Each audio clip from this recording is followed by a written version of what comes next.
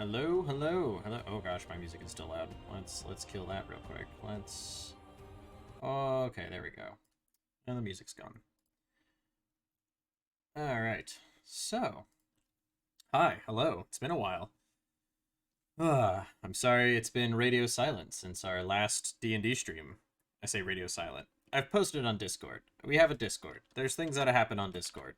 You should check out the Discord because I try to update the schedule on the Discord, and then it's not perfectly radio silent. So there's the link to the Discord.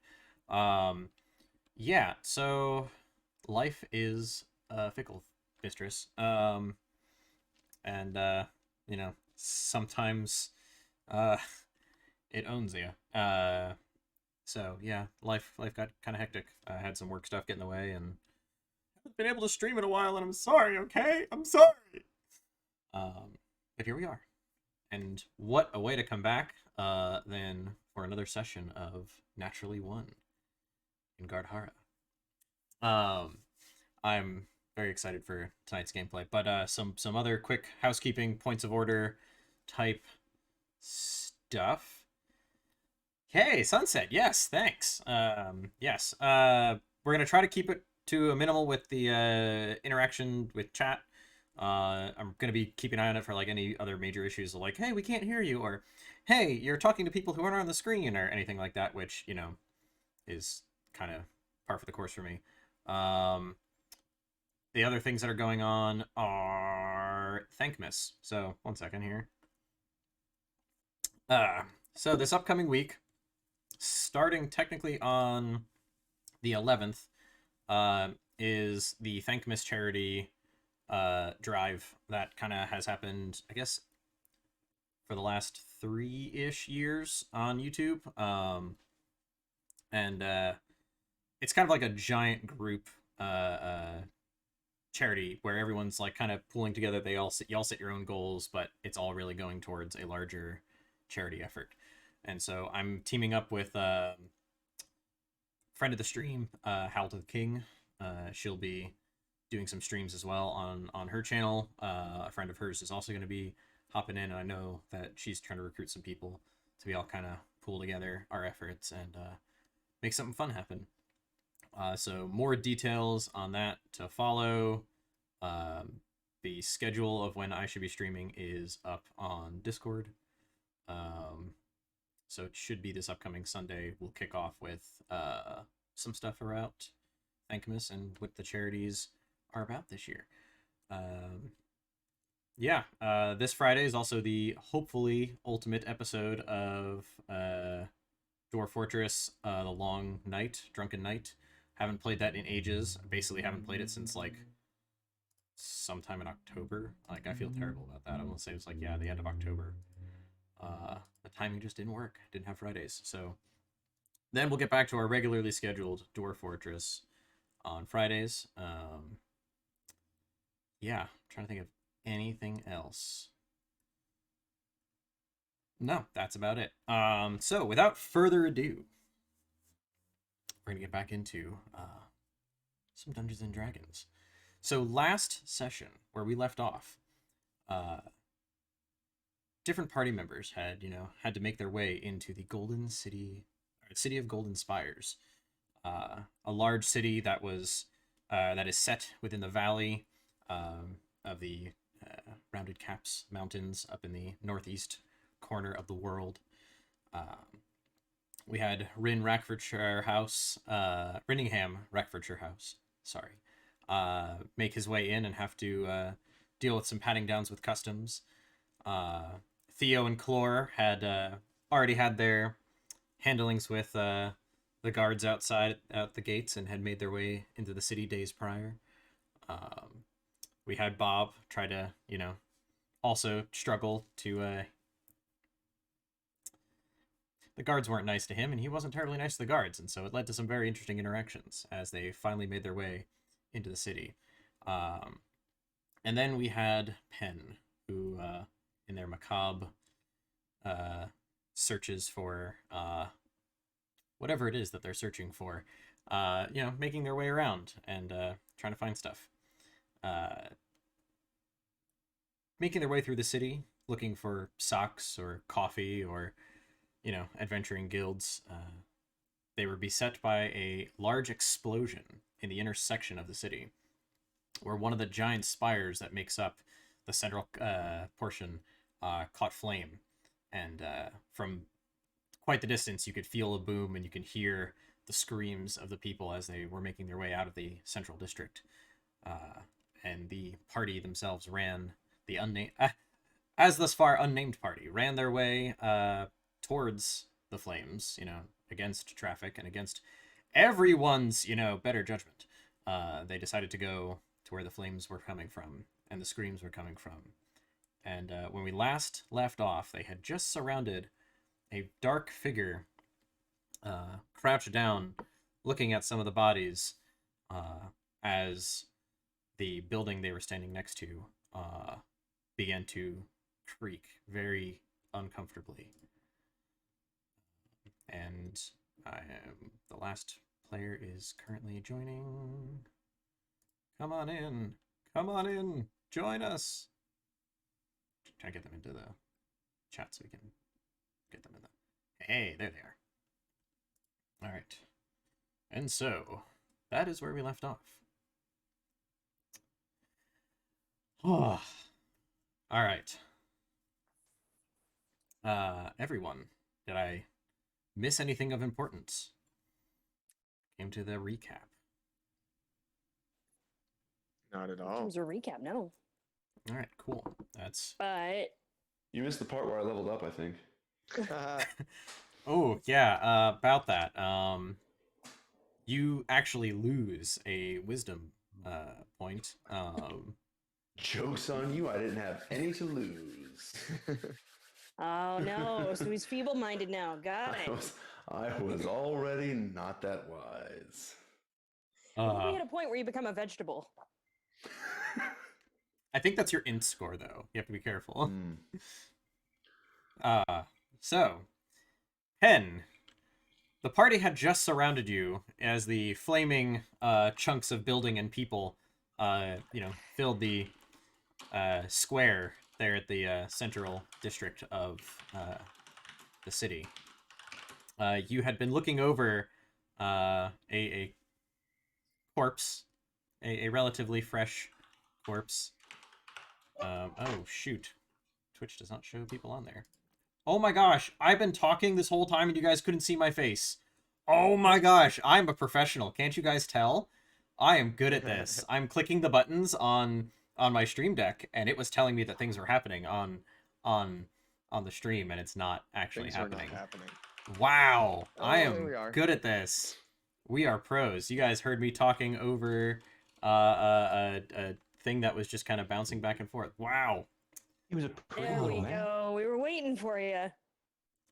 Were you though? Were you though? I was messaging. I was watching and messaging. I was trying to be helpful. All right. Well, already right off, off to a great start, guys. Let's do this.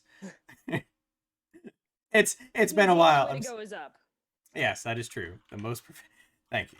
We're all right. We're good at this. See, this is why people like Critical Role hire people. Other people's problems. All right. Where were we? Yes. So, Pen, you were crouched over a body at the base of this burning tower, and you slowly became surrounded by some people you don't recognize. And just as they show up, the building itself begins to crumble, and you hear the creaks of the wood and the stress on the stone as parts of it begin to kind of just pop, both from the heat and the pressure as the building starts to shift. What do you guys do? Run.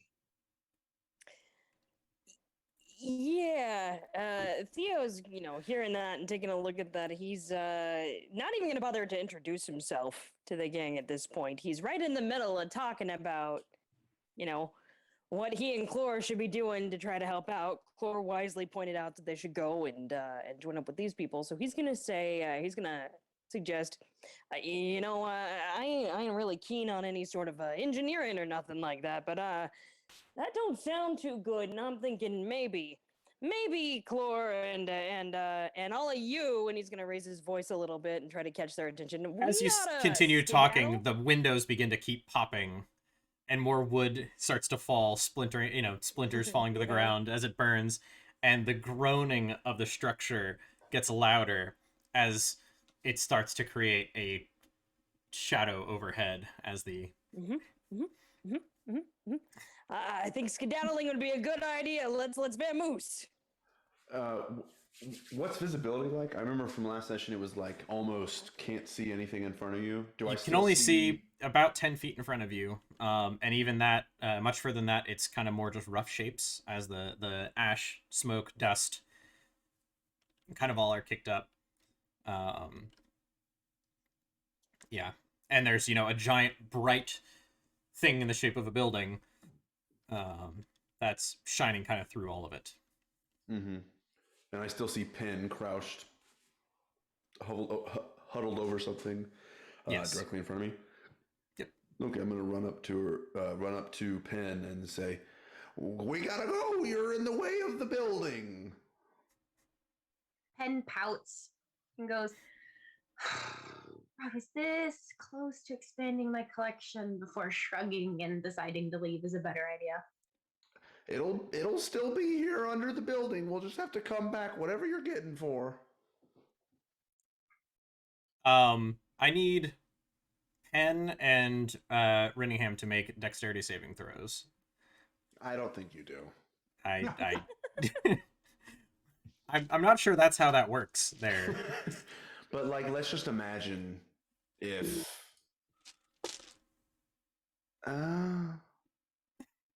Ooh. Did you add your dex mod or your dex? Yeah. What's your dex mod? 0.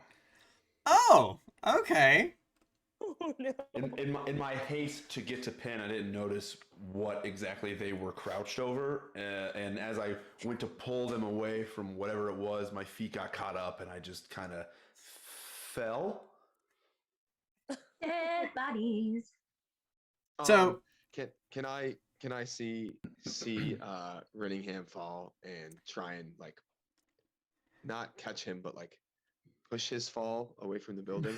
Like he's falling forward and just like redirect the fall so that he doesn't get crushed. I mean, Theo and Chlor were coming from the opposite direction of everyone else.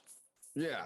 So I assume we're running toward the base of the building to flank the outside instead of what they do in all the cartoons where they run away from the building as it falls on. All top right, of them. give me I a understand that dexterity. literally everybody was surrounding me at this time as I was crouched over a dead body. Literally everyone is within like a foot's distance of me. I'm Yes. not. Shh, we're trying to help. Yes. So I'm gonna Don't push try to Rinningham. help. I'm gonna push Rinningham if Uh, possible, if I can. I'm gonna attempt to push him. Also, okay, so you're gonna also have to give me a dexterity saving throw. A save. Oh, I can do this. Can you though? Because Rin thought he could. Oh, I can try. Oh and do it. no. Okay. So, That's a 13 for those at home. yeah. Call out your rolls. Because I can see them, but they can't see them, and gesticulate at people who can't see that I'm gesticulating at them. So, Rin, you see this large hobgoblin just kind of plow through the smoke, and as you're falling, because Penn gets up from this body and is like, all right, fine, I'm out. And as Penn kind of walks away, a large piece of burning timber just kind of slams right near where Penn was standing. And as another one comes down, Floor just kind of tackles you off of the body that had tripped you as you were trying to move. And you, in your tiny form, Floor, it's the smallest thing you've ever, like, you've lifted babies that are heavier than he is. All So, right. All right. Nice. so you just kind of like, and yeah, you lucked out there. Rin, because that was gonna get real ugly real quick. The yes. Anyway, so the building is continuing to go. Guys need to make your way moving. I'm gonna move Back- directly perpendicular from the direction it's falling. I'm not gonna go to the Prometheus school of running away from things. I'm gonna Yes, just Ken as it's also falling. wasn't a part of previous school of running away from Yeah. things and Just is kinda- well aware of things falling. Theo's not the brightest, but even he knows that. He didn't attend any type of schooling, but like, you don't stick underneath the thing that's falling. Oh yes. Okay. Bob, are you following where the rest of the crowd is running? If I remember correctly, I'm still kind of You're- on the edge, and I'm now. Who was it that I was actually following? You were behind? following Rin. You were Okay. following a short green individual. Holy cow! If Ren's making a run for it, I better go too. What's going on? What's going on? What's going on? So, Bob, That's my reaction. as you run towards where the other people are running, going, what's going on?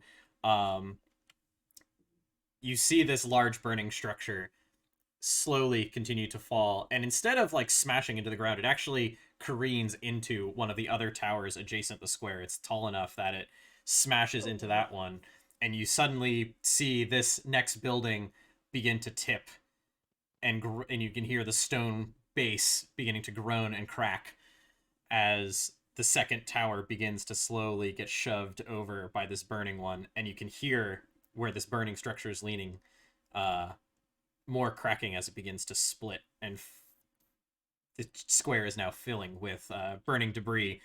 Not a few feet from you. In fact, I need you all again to make dexterity saving throws as burning debris from a giant, tower. Yes, dominoes. That is a natural 1. That's a 9 total. Let's look at a 10. Or no. You sure I had a 10? Just kidding. I had I got 11. Oh, I had 10. So one more than 10. Bob, Oh, I'm sorry. I was trying to figure out how to do it the cool way.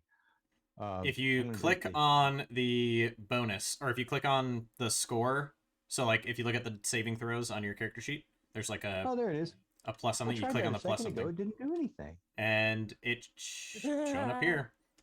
Ah, No. it's not until I ask the question, you know. So we have an 11, a 3, a 9, a 10, and an 8. An 8. Nice. My 3 is a natural 1. We're doing good, guys. We're doing good. Oh, did no one pray to RNGesus? Are we just at the whims of fate at this point? The dice like dramatics. They're waiting for appropriate moments. So I wanted on the record, this is the first natural one of the campaign.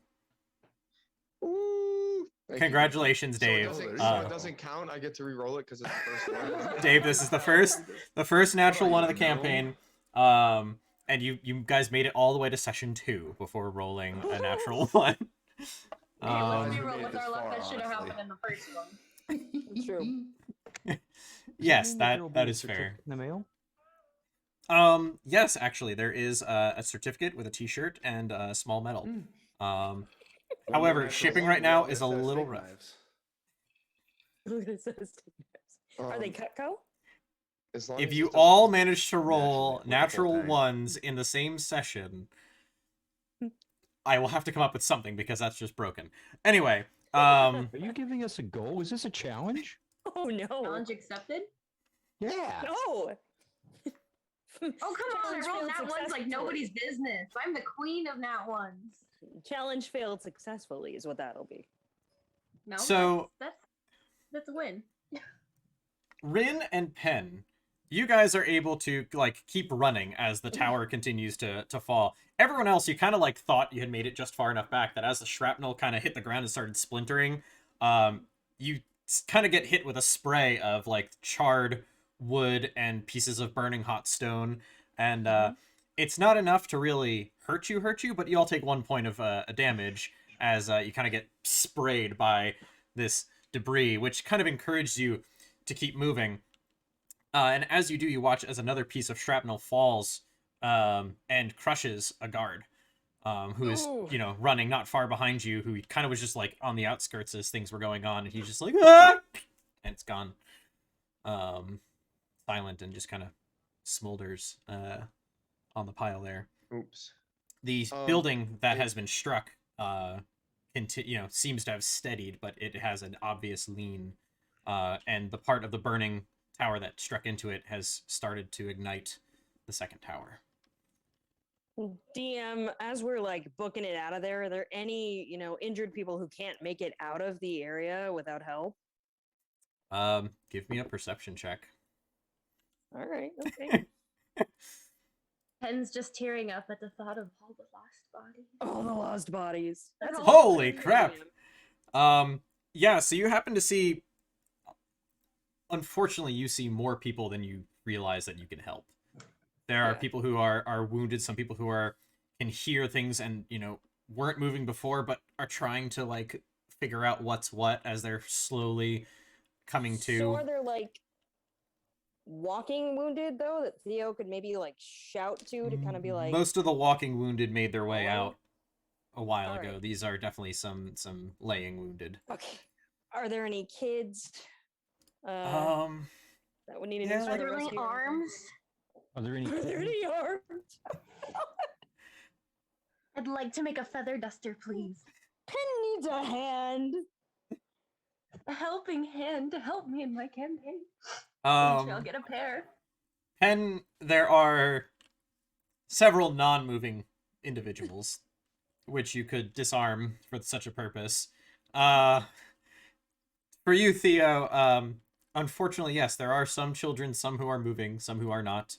Some who are just kind of whimpering as they hear and can tell that everyone is moving around them and kind of slowly trying to crawl their way. Give me an athletics check as you're running your way out from underneath the this falling Alright. structure. Let's see how this goes. That's a 10. Not very good. As you go, you see what appears to be a small girl, all kind of muddied and bloodied up, who was like barely able to kind of look up in the direction of where like the burning structure had been before it started to fall, and you're able to kind of like grab her by the scruff of her her tunic and just kind of like drag her along, and she doesn't seem to be able to like keep up with her own legs. You're really just kind of dragging her out, and as you do, there's a couple of guards who kind of you can now see in the just outside the dust, who are like ushering you towards them, and even like gesturing out towards the girl to like to take her from you. Yeah, no, he's gonna hand her over with any second thought. His goal is just, get out of here alive, but help as many people as possible while doing so.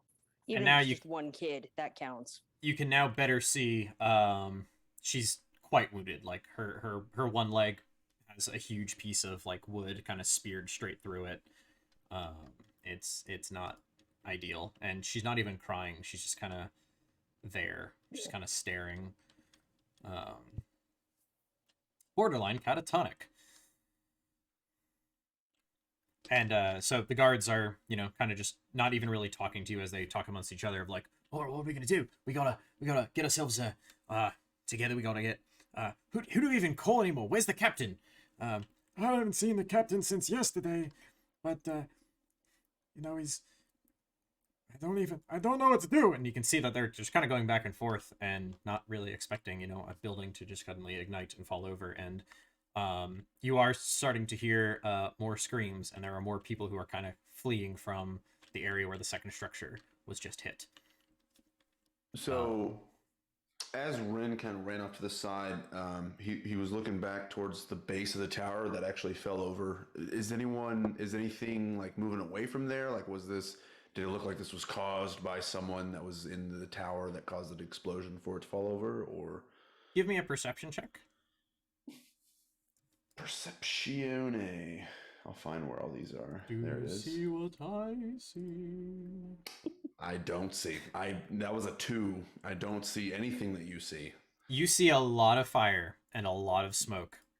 And honestly, as you look around, you can kind of see where what was once the brightest portion of the fire at the base is now very dark, as the dust and soot are really just thick and black, kind of billowing up. The structure continues to kind of collapse. So picture like here's the second one that it leaned into, and it kind of began to bend and crack in the middle, and it completes the crack, and now portion of the tower is now laying in the middle of the street, and the next part of it is kind of propped up against the other building, and now there's a gaping, burning hole in the second building. So I'm somewhat familiar with this part of town and also with gaping holes. If I try to kind of move towards the base of where the tower was, because I know like this isn't something that should have happened. Like this part of town, it didn't house any explosives. It wasn't something that was usually, it's not like it was a volatile part of town. If I kind of move towards where the base of this tower was, its original standing, is there anything that I see kind of out of order, out of sorts? The first thing that you pick up on is the heat. While the flames themselves have kind of begun to die down and they're over near where the rest of the wooden portions of the structure are, it's still freaking hot. Yeah. So like as I'm running towards the fire, I'm just rapidly casting prestidigitation to kind of put out the fire, like little bits of fire as I'm running by. Okay. 'Cause Okay. I can snuff like a candle's worth of flame, and that's basically what is an explosion, but lots of little candles. So I'm just kind of pa as I'm running. At least the Okay. fires that are close to me. So you guys watch as this green, tiny individual just kind of like starts gunning it towards the base of the burnt structure, and as he does, you see these little poofs that kind of make little eddies in the air through the air as he, kind of instead of really putting out flames, he more just kind of like bends them over, just like a foof, a foof, a foof, as if a small child was trying to blow out candles, just against it's a a much. windmill run. It's one of these. As Rin channels Aang from Avatar: The Last Airbender, trying to move the smoke out of the way, continues to get closer to the base of the structure, and it's hot. You make it to about 15 feet of the structure, and it's plenty uncomfortable to get any closer. I don't think you should be going that way. That's the fire. This way's the not fire. You say as he runs off. Fire. Okay, real Where are you quickly. going? I notice what he's doing, and it's like, oh wow, I could do that as well. Or I could like reignite everything that he extinguishes. Which one should I do? Do you think he needs some assistance with that? Big fire, go big. Yeah, I could do that. Go big or go home. If you got today, I learned this is going to be an evil campaign. Okay. No. Don't mind me scouring for dead bodies and leaving the wounded behind to hope I get more. There's nothing evil about that. It's all it's recycling, as was mentioned Reduce, earlier. reuse, recycle. Yeah, I think that perhaps after looking and noticing that the ability to use control flame is able to put down fires, I'm thinking, well, I could help out a little bit. And I'm going to head in that direction and kind of replicate it's like, yeah, that's a good idea. Monkey see, monkey do. Let's go for it. Control flame. That's a cantrip as well. Yes, it is. All right. Perfect. I am unfamiliar with this cantrip. I don't know if you can Much have more that cantrip effective. there, Rin. All right, so you guys watch as shortly after Rin bolts off, Bob just kind of follows suit, and some of the ones that Rin kind of just blows over, Bob is actually able to like not necessarily snuff out, but lower the temperature. You can see visibly the flames kind of dip, but as he passes some of them, as he's like, they slowly reignite behind him. These are burning quite toasty. Oh, I was hoping I was able to extinguish something. I'm emotionally distressed over that. It feels like I'm not contributing anymore. Bob, these are larger than the average campfire. These are larger than the average, But lamp. one's a campfire, but like a lot of little candles. Yeah. What he said. How much more wisdom damage is he gonna take? I think I've demonstrated I don't have much to begin with. But you're able to kind of keep up behind Rin, and then you two find yourself about 15 feet from the base of the structure before it's just too hot and uncomfortable to be that close. Hey, man, it seemed like a good idea. I thought you could use a hand. Well, I just thought that if we got to the source, we could snuff it out. And it's just it's hard to talk as it's so hot. But as I'm close to the base, is there anything that I see out of place? Does it look like something maybe shouldn't have happened that did happen? Give me an investigation check. It's a little bit more than just like a quick glance kind of deal. At disadvantage That'd be an because 18. there's smoke and fire Roll and twice. uncomfort. Okay, at disadvantage, that's a 4. I think I do still have. Let me double check to see how long fairy fire lasts. Up to a minute. So between when we first entered the crater of the explosion, from the first crater session of when I'd doom. cast fairy fire, is there anything that I can glean through the smoke, through the fire and the flames? So fairy fire helped you kind of spot a lot of the littered individuals, as well as well, it's every object in a 20-foot cube. I guess it's on a source that doesn't follow me, so never mind. it doesn't. Yeah, unfortunately, it doesn't follow you. It's kind of out now where there's now building laying on it. Yep, I can There's- see. I can see where the building fell. That's good. That's positive. Oh look! You never know where that was otherwise, right? Mm-hmm. How are you supposed to know? So, Um. DM, So and we don't have to Yeah. roleplay this at all. But like while this is going on, and we've already arrived, we dropped off one little kid. Is it possible to turn back and try to kind of like, because the guards are being useless here. Someone's got to be practical about things, and there's at least one able-bodied person here who's willing to go and drag kids back towards the entrance if he has to. More like thinking about all the barn fires that have happened. I mean, kids and baby goats are kind of similar, right? They share a name. One is tasty, the other's questionable. We're not even gonna get into that one. let's Oh, okay. yeah, we're heading out to some very interesting territory. No, Um, no. Give me another perception check as you kind of glance Okay. back into the now burning mass that sits in front of you. For reference, you guys are not Yeah. far also from like the wall of the district. Another solid 10. Yeah. So I you kind can't of look see out there and there's not a whole lot. You can see where there are people laying. You know, you can kind of see they are a shadow, a humanoid lump shadow in the dust and the smoke. That's. And while this is Yeah, going on, Theo's just another gonna kinda section of the building curse. as it's burning settles, and kind of you hear the loud crunch as like some of the walls collapse, and it blows another wave of hot air out at you guys, and you can see more Mhm. cinders and soot just kind of up into the air.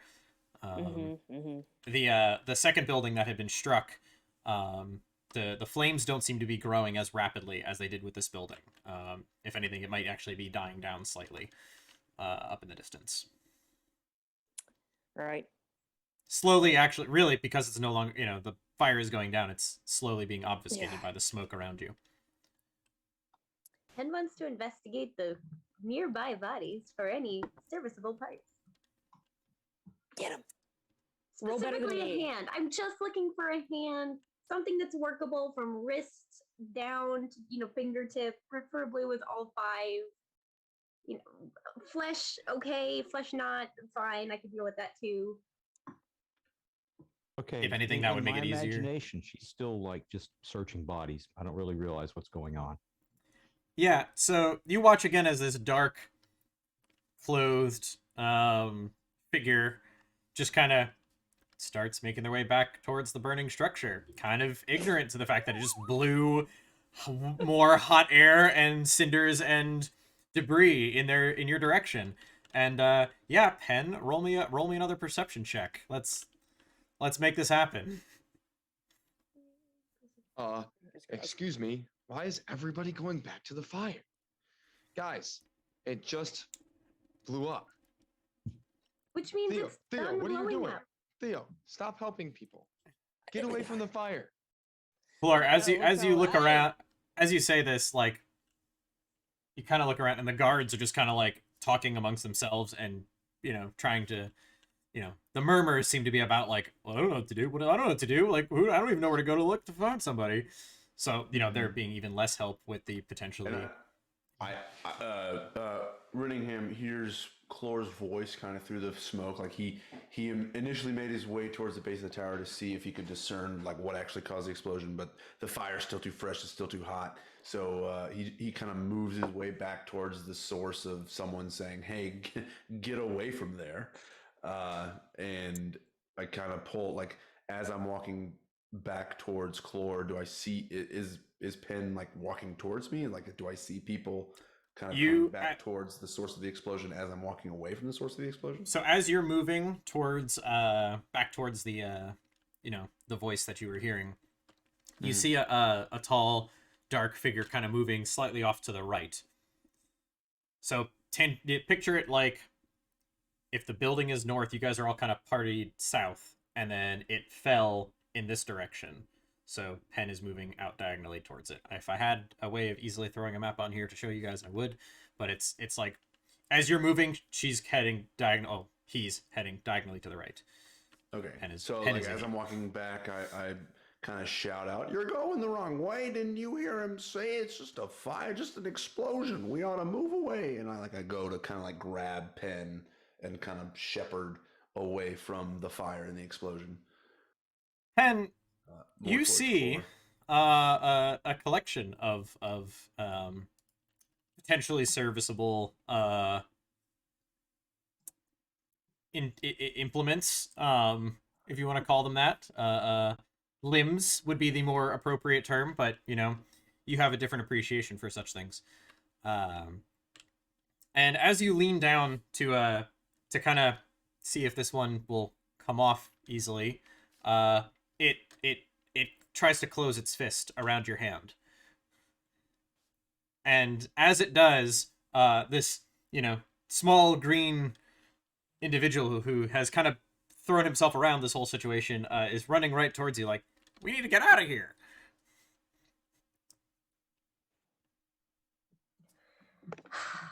Pen huffs a sigh, pulls his hand back, rolls his eyes, and follows the advice of the little green creature. Begrudgingly. Yes, somebody has some sense around here. Thank you. Gosh, I don't know why everybody keeps walking toward the fire. Theo was just standing right there. I mean, he was looking around to see if he could find anyone else to help. He's still stuck there with you. He couldn't turn back. He couldn't see worth beans. So, but he's like, yeah, I mean, and he just looks dejected.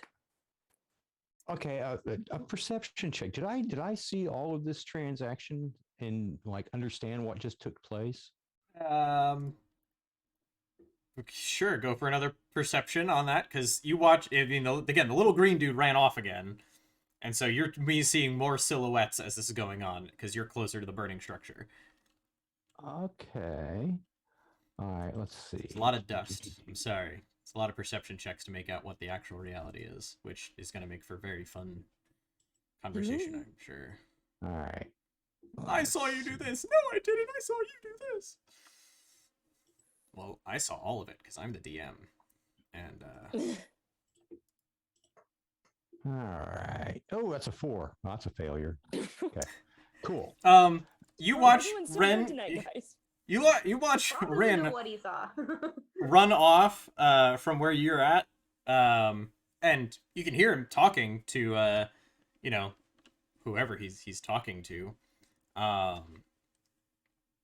and he just kind of disappears into the dust, and then you can hear Clore off slightly to the left of where Rin was going, also talking about like, hey, what are you doing? Why are you doing that? So Okay. You're now just checking alone because- at the base of a burning building. Yeah, because I guess I need to head out away from the base of this burning building because, well, it's fire bad. But in my imagination, I was thinking that, oh no, if I make this successful saving throw on perception, what I just saw was, oh, here, let me help you. Oh my God, you're still alive. I got to get away from you. Because, I don't think anyone could have seen his hand close around me from that far. Ew, it gets alive. I mean, yeah, that's Penn held it down a little better than that. Okay, cool. All right, so I'm gonna try and like keep up with at least somebody I recognize because man, this stuff is getting in the way of my woolen socks, and dang it, I should like hang around at least with somebody that I've spoken to. All right. Is it sunny out? Like, even though there's a lot of smoke, I gather that, but is there still like sun? Yeah, as you look up, it is, it does get brighter as you look up, and also it gets brighter as you look off, to your left and slightly up to the to the other direction where the other sources of, burning light are. Away from the chaos. I was just Yes. gonna say, Penn still has, gold horns. They might sparkle a bit. In That the is chaos. true. You do have some gold horns that might sparkle a little bit. I forget about the gold horns. I mean, for the sake of Rin coming in your direction, yeah, he definitely was able to spot them. And then Bob, I guess you're following in the direction of Rin towards Penn. Yes. All right. Yes. So you continue to follow your little green friend, and you too see the faint sparkle as there's a dark clothed figure. And as you approach, you can kind of make out the reddishness of their skin, and they're standing up near a mass on the ground, and trying to get start looking away from the fire and the rubble. Gotcha. Okay. So, DM. So Uh, Theo. Theo turns to Clore and says, he kind of squares his shoulders up. He's had his little moment of depression. That's called time management. Now he's over it and focused on what's going on. He's going to say, you're right. It's too dangerous to turn back. You're smart, Clore. How about... I know you said not to talk to the guards, but do you think maybe we should at this point and maybe suggest a little course of action to try to help out here? Yeah, or we can not talk to the guards because they're not doing Pal, anything. they look real disorganized. I mean, I think it'd be helpful if maybe someone had a talking Well- to them. And you got a real silver tongue, you're What's better with your- words than I am. What's your goal here, Theo? I don't want to get involved in this. Well, we're here. I'm not terribly injured, maybe a little bit singed. Don't know about you, but Oi, everyone so, else that we passed by was injured. or excuse me, spooked, you're right? talking about us. We're gonna say, come on with us. We're getting out of here. We gotta go figure out the next closest person who can actually. You're not supposed to be here. You're civilians. We're gonna protect you. Yeah. Well, it sounds like they got a plan anyway, Clore, so it doesn't sound like we gotta get much involved. So I think that problem has resolved itself. Now, I suggest that maybe we wait for our, not acquaintances yet, but those other folks, and we all leave together so none get left behind. And as you continue What do you- conversing, the guard just kind of starts walking away. Yeah, so Theo, I appreciate that you want to help people. Those guards are not helping people. They're leaving. Don't know if you could tell. They're They're scared. disorganized. They're spooked, right? Now that's why we gotta. I figured though, you're pretty inspirational, Clore. When we were traveling together, all the things that you'd said, and when you were talking about your friend, Marshall Percival and such. I mean, you're well connected. You're well spoken. I thought maybe you could give him an encouraging word or a plan. I mean, you're the clever type. Okay. So I'm just gonna turn around and look at the other three that I don't know, still in the smoke, and be like, "Hey, stay away from the fire. It's really hot. Do you guys need help getting out of there?" And then just kind of like walk away. You say that, and the flames on the burning mass just kind of kick up for a moment and just kind of whoosh as another mass of flammable material ignites, and then it slowly I begins think they're okay. I don't think they need help. See that? Yep. Okay. Yep, All not right, bad. all right. You, yeah, right. I agree. We should leave. But Theo's going to wait for the others to kind of join up before he leaves. He's going to just kind of look nervously back at the tower and have another 5-second depression, and then he'll go. Fine. Come on. 5 seconds of Hey. depression. I'm Could you coming, I'm imagine? Yeah. I'm coming. Is the group coming? Does the group look like they're moving away from the flames, or Renningham, Bob, and Penn? Are you guys moving that direction or the other direction? I'm definitely trying to angle away from the devastation at this point. I'm a Oh, see, fish. they're I'm coming. looking for a school to join because there's safety in numbers. Why are you guys hanging out in the smoke? Because it's hickory and it over- smells good. Ah, I was just following these horns, and then all of a sudden there was an explosion, and I thought maybe something was going on that I needed to be a part of. But then it just was too hot, and there wasn't anything to do. But then people just kept coming into the fire, so I was trying to move them out of the fire. the horns. Did you have anything to do with this? Clore says to Penn. Oh, Nope. I find that hard to believe. When I got here, you were the only one in the area. yeah, folks, sorry to interject here. Yeah, I'm all for conversation, but my buddy Clore does have a point, and the guards do want us to leave. So maybe we should continue this conversation elsewhere. We got an inn that we could go back to continue a chat, if you'd be up for it. Well, I've never been so sooty and dirty in my life. I would appreciate a nice warm bath. I don't know about a bath, but they got beer. I'm in for that. I think it's probably a better idea. We can get away from the chaos and well, since we can't really help much here, regroup and introduce ourselves properly now that we've all been thrust into things, so to speak.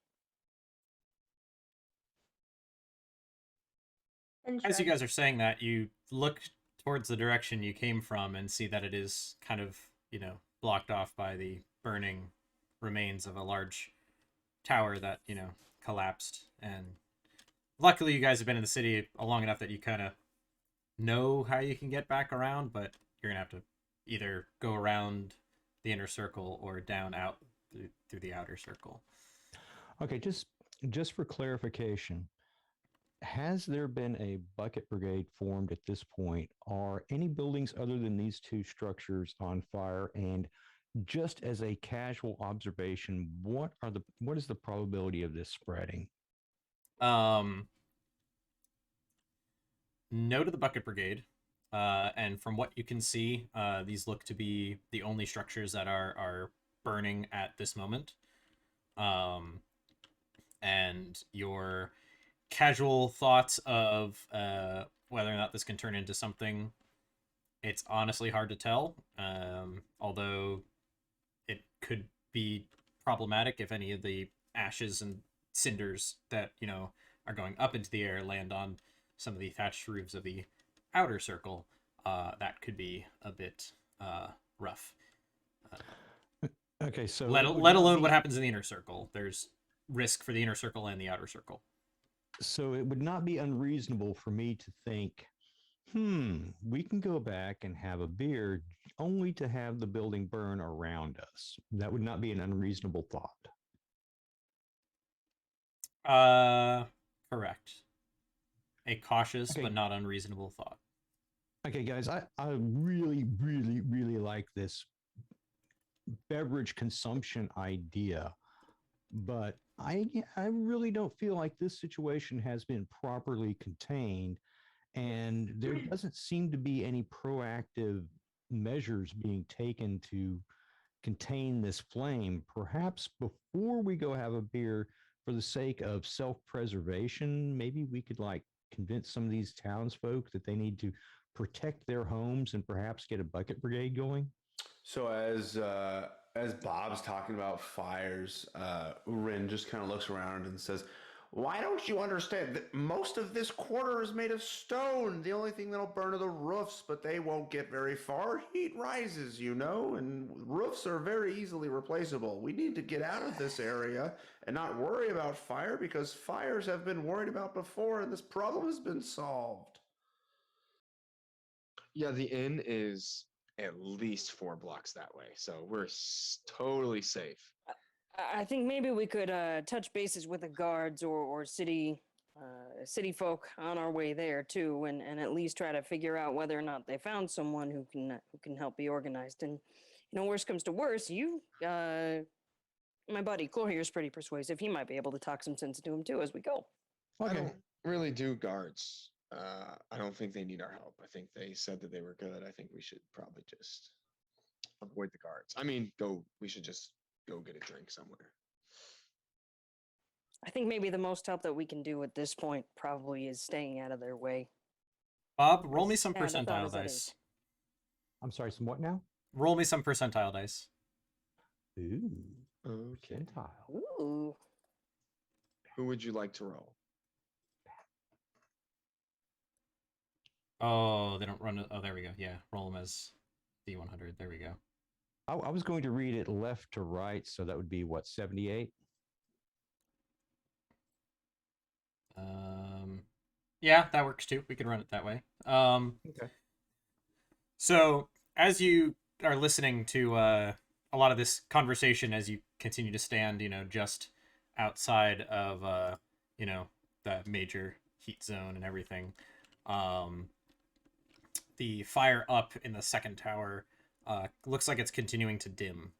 It's not catching nearly as prolifically as the first tower appeared to have. Yeah, cool. Somebody else's problem. All right, let's go have a beer. There we go.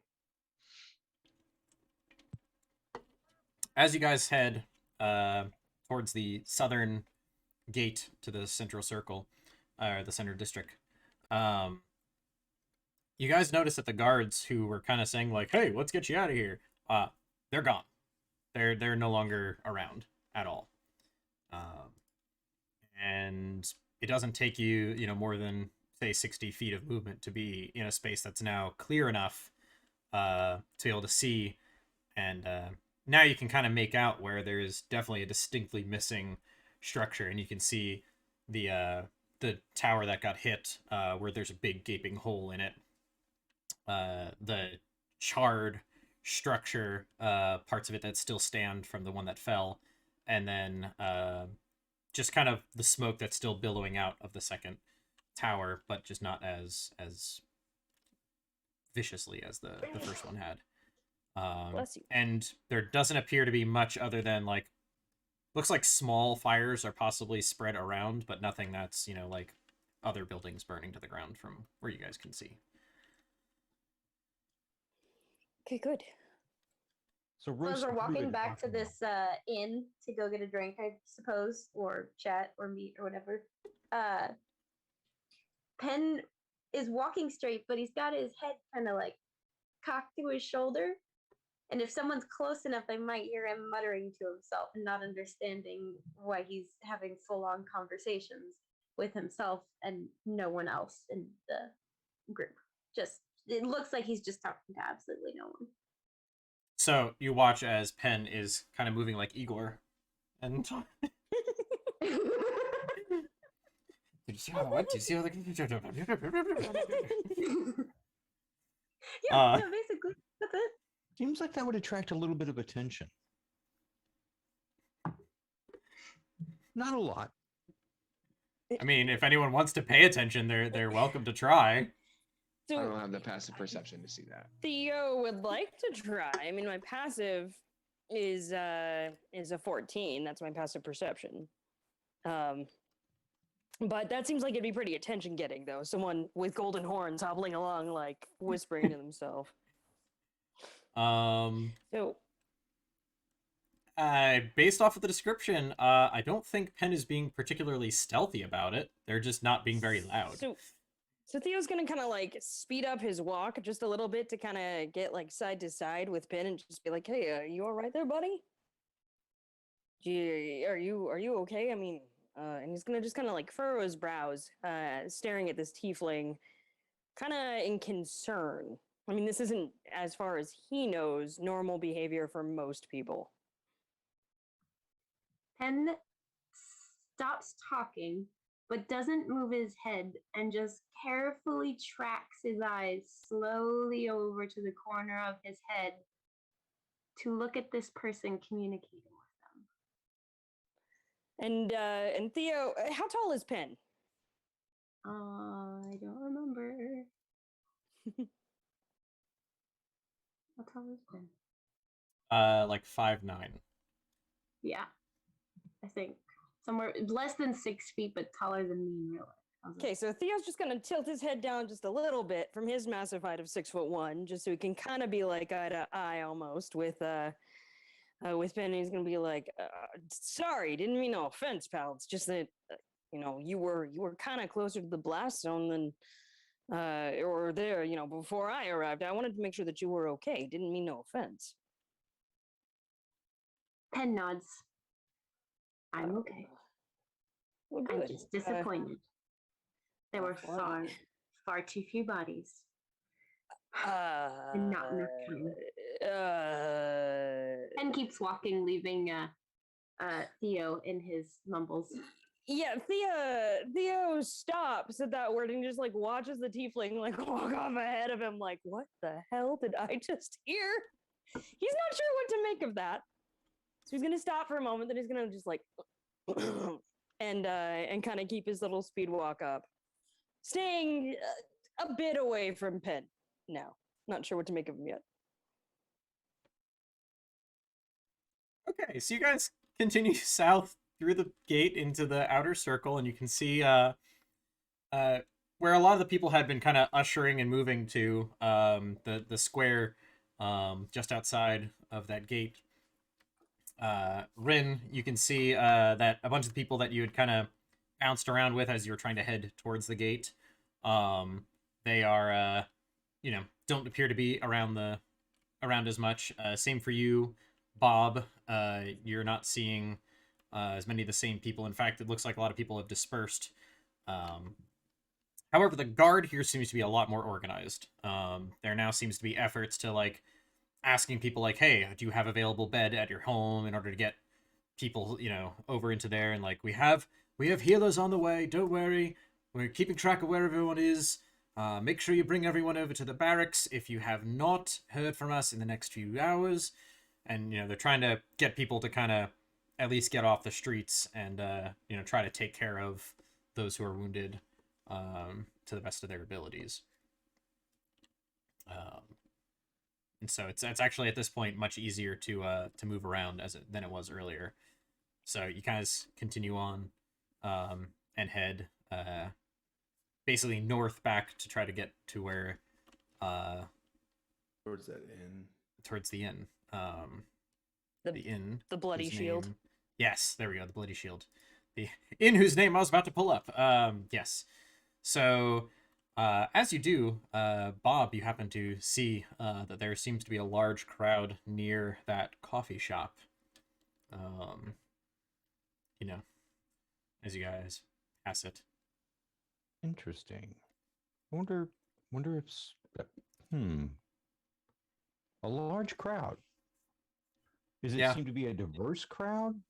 It does. It seems to be just quite a collection of people. Some of them appear to be like very dirty and muddied up. Just a podge of people all kind of huddled around in that direction. Now, are they trying to get into the structure, or are they just assembling right outside the front door? From this distance, it's a little hard to tell. They're not being particularly loud or rambunctious. There's just a lot of them.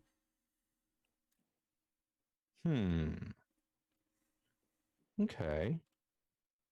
So, all right. And on our current course, since we're going back to the alcohol serving place as opposed to the coffee serving place, are we as close as we're going to get to that group of milling individuals? Yeah, it's kind of like an offshoot. It's like a path kind of off the main line that you could continue northward. Okay, in that case, I will take note and we will continue forward. Okay. You guys continue on, and you see the gate that you guys all made your way in through earlier or several days prior, and then as you go a little bit further, you guys reach. On the left is the Bloody Shield, and on the right is the rather swanky meeting hall that Clore and Theo had spent some efforts in. And the door is kind of just wide open, and there doesn't look to be anyone standing at the desk. However, you see lots of people kind of shuffling around in there, and it looks like there's definitely some activity within, but there's not the clerk who was there before. Type of activities like triage type stuff. Perception check. Give me a look. Right, There's okay. the town's kind of all in a mess, so who knows? Right. What's with my rolls tonight? That's a 12. As far as you can tell, it's nothing nefarious. There does appear to be the occasional guard who's like kind of coming in, and then another person will just kind of filter their way out. Kind of hard to tell looking inside on whether or not people are like laying down, but there's just, like a proper triage section. But there's just activity. There just seems to be busier. Right.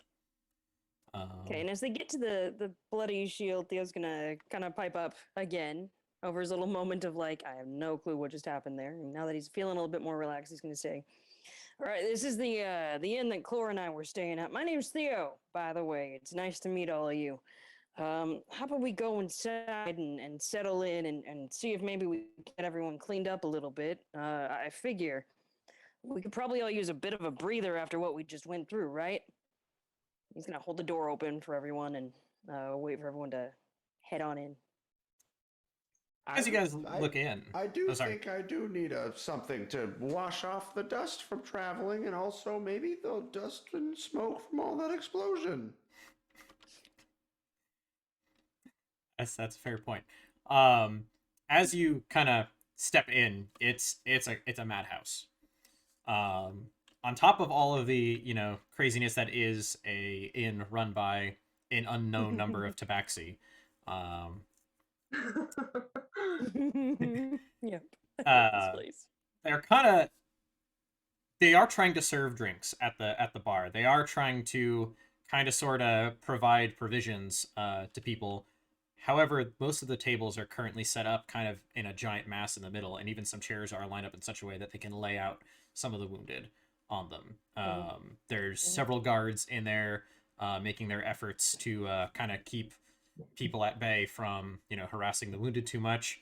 And you see several individuals in bit finer clothes, and they have collections of herbs and other medicinal elements as they are trying to work on and even slightly perform like minor surgeries and things on some of these wounded individuals. There's not really a close nearby hospital, and this place has kind of turned into one.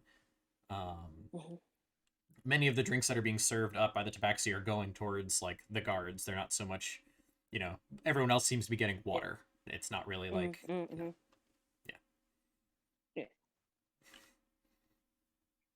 What do you?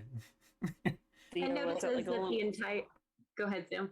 Oh, sorry. That was you go first.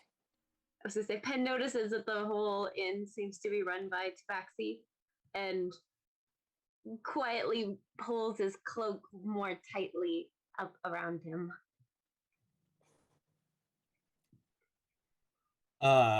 Okay. So there are a couple of chairs that aren't really being used. They weren't really shaped in such a way or arrangeable in such a way that you can lay out a person on them. Or the stairwell that seems to lead up to where the rooms and stuff are appears to be unobstructed.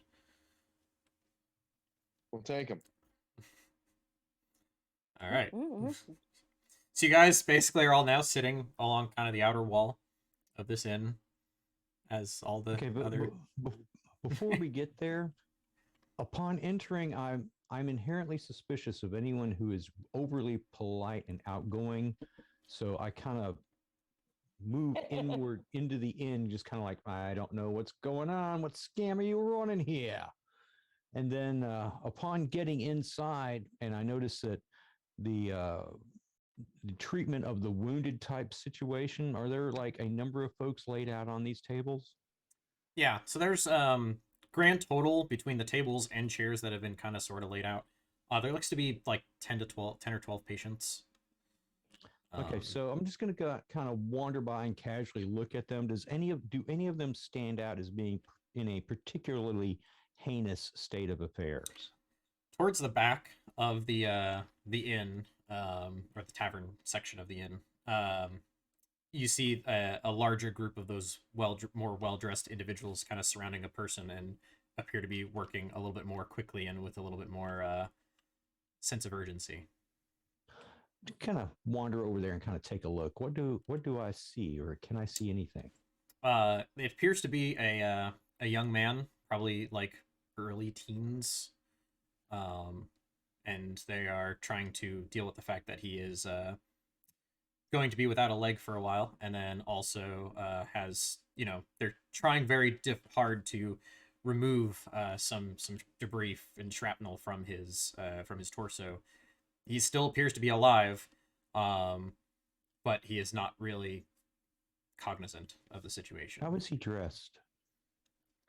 Rather, plain. Not comfortably middle class would be a good way. Like his clothes are in outside of the fact that there's covered in blood and scratches. You could tell that before it probably would have been like average looking clothes. Nothing. Okay, so if I he's not a rich kid. Okay, so I glance at him, glance at the other folks. Do I come to the conclusion that they're actually doing legitimate triage or that they're playing favorites? Give me an insight check. Sweet. Pen wanders over there too. Scavenger. All right. Come on now. Give me a die. Come on, buddy. You can do it. There we are. So as I see Bob and Penn kind of wandering over to some random body on a table, as Ren enters and views the scene, does it look like there's anyone that's not really helping? Like, it seems like it's kind of a madhouse of people trying to help all the people that have been injured. Does it look like there's a group or a person that's just kind of doing their own thing, not really paying attention to the going-ons? Yeah, me. Well, other than Part of our group. Rin, give me a perception check, and then Bob, what was your total on your insight check? That was an 11 with a 14 for my passive wisdom or passive insight.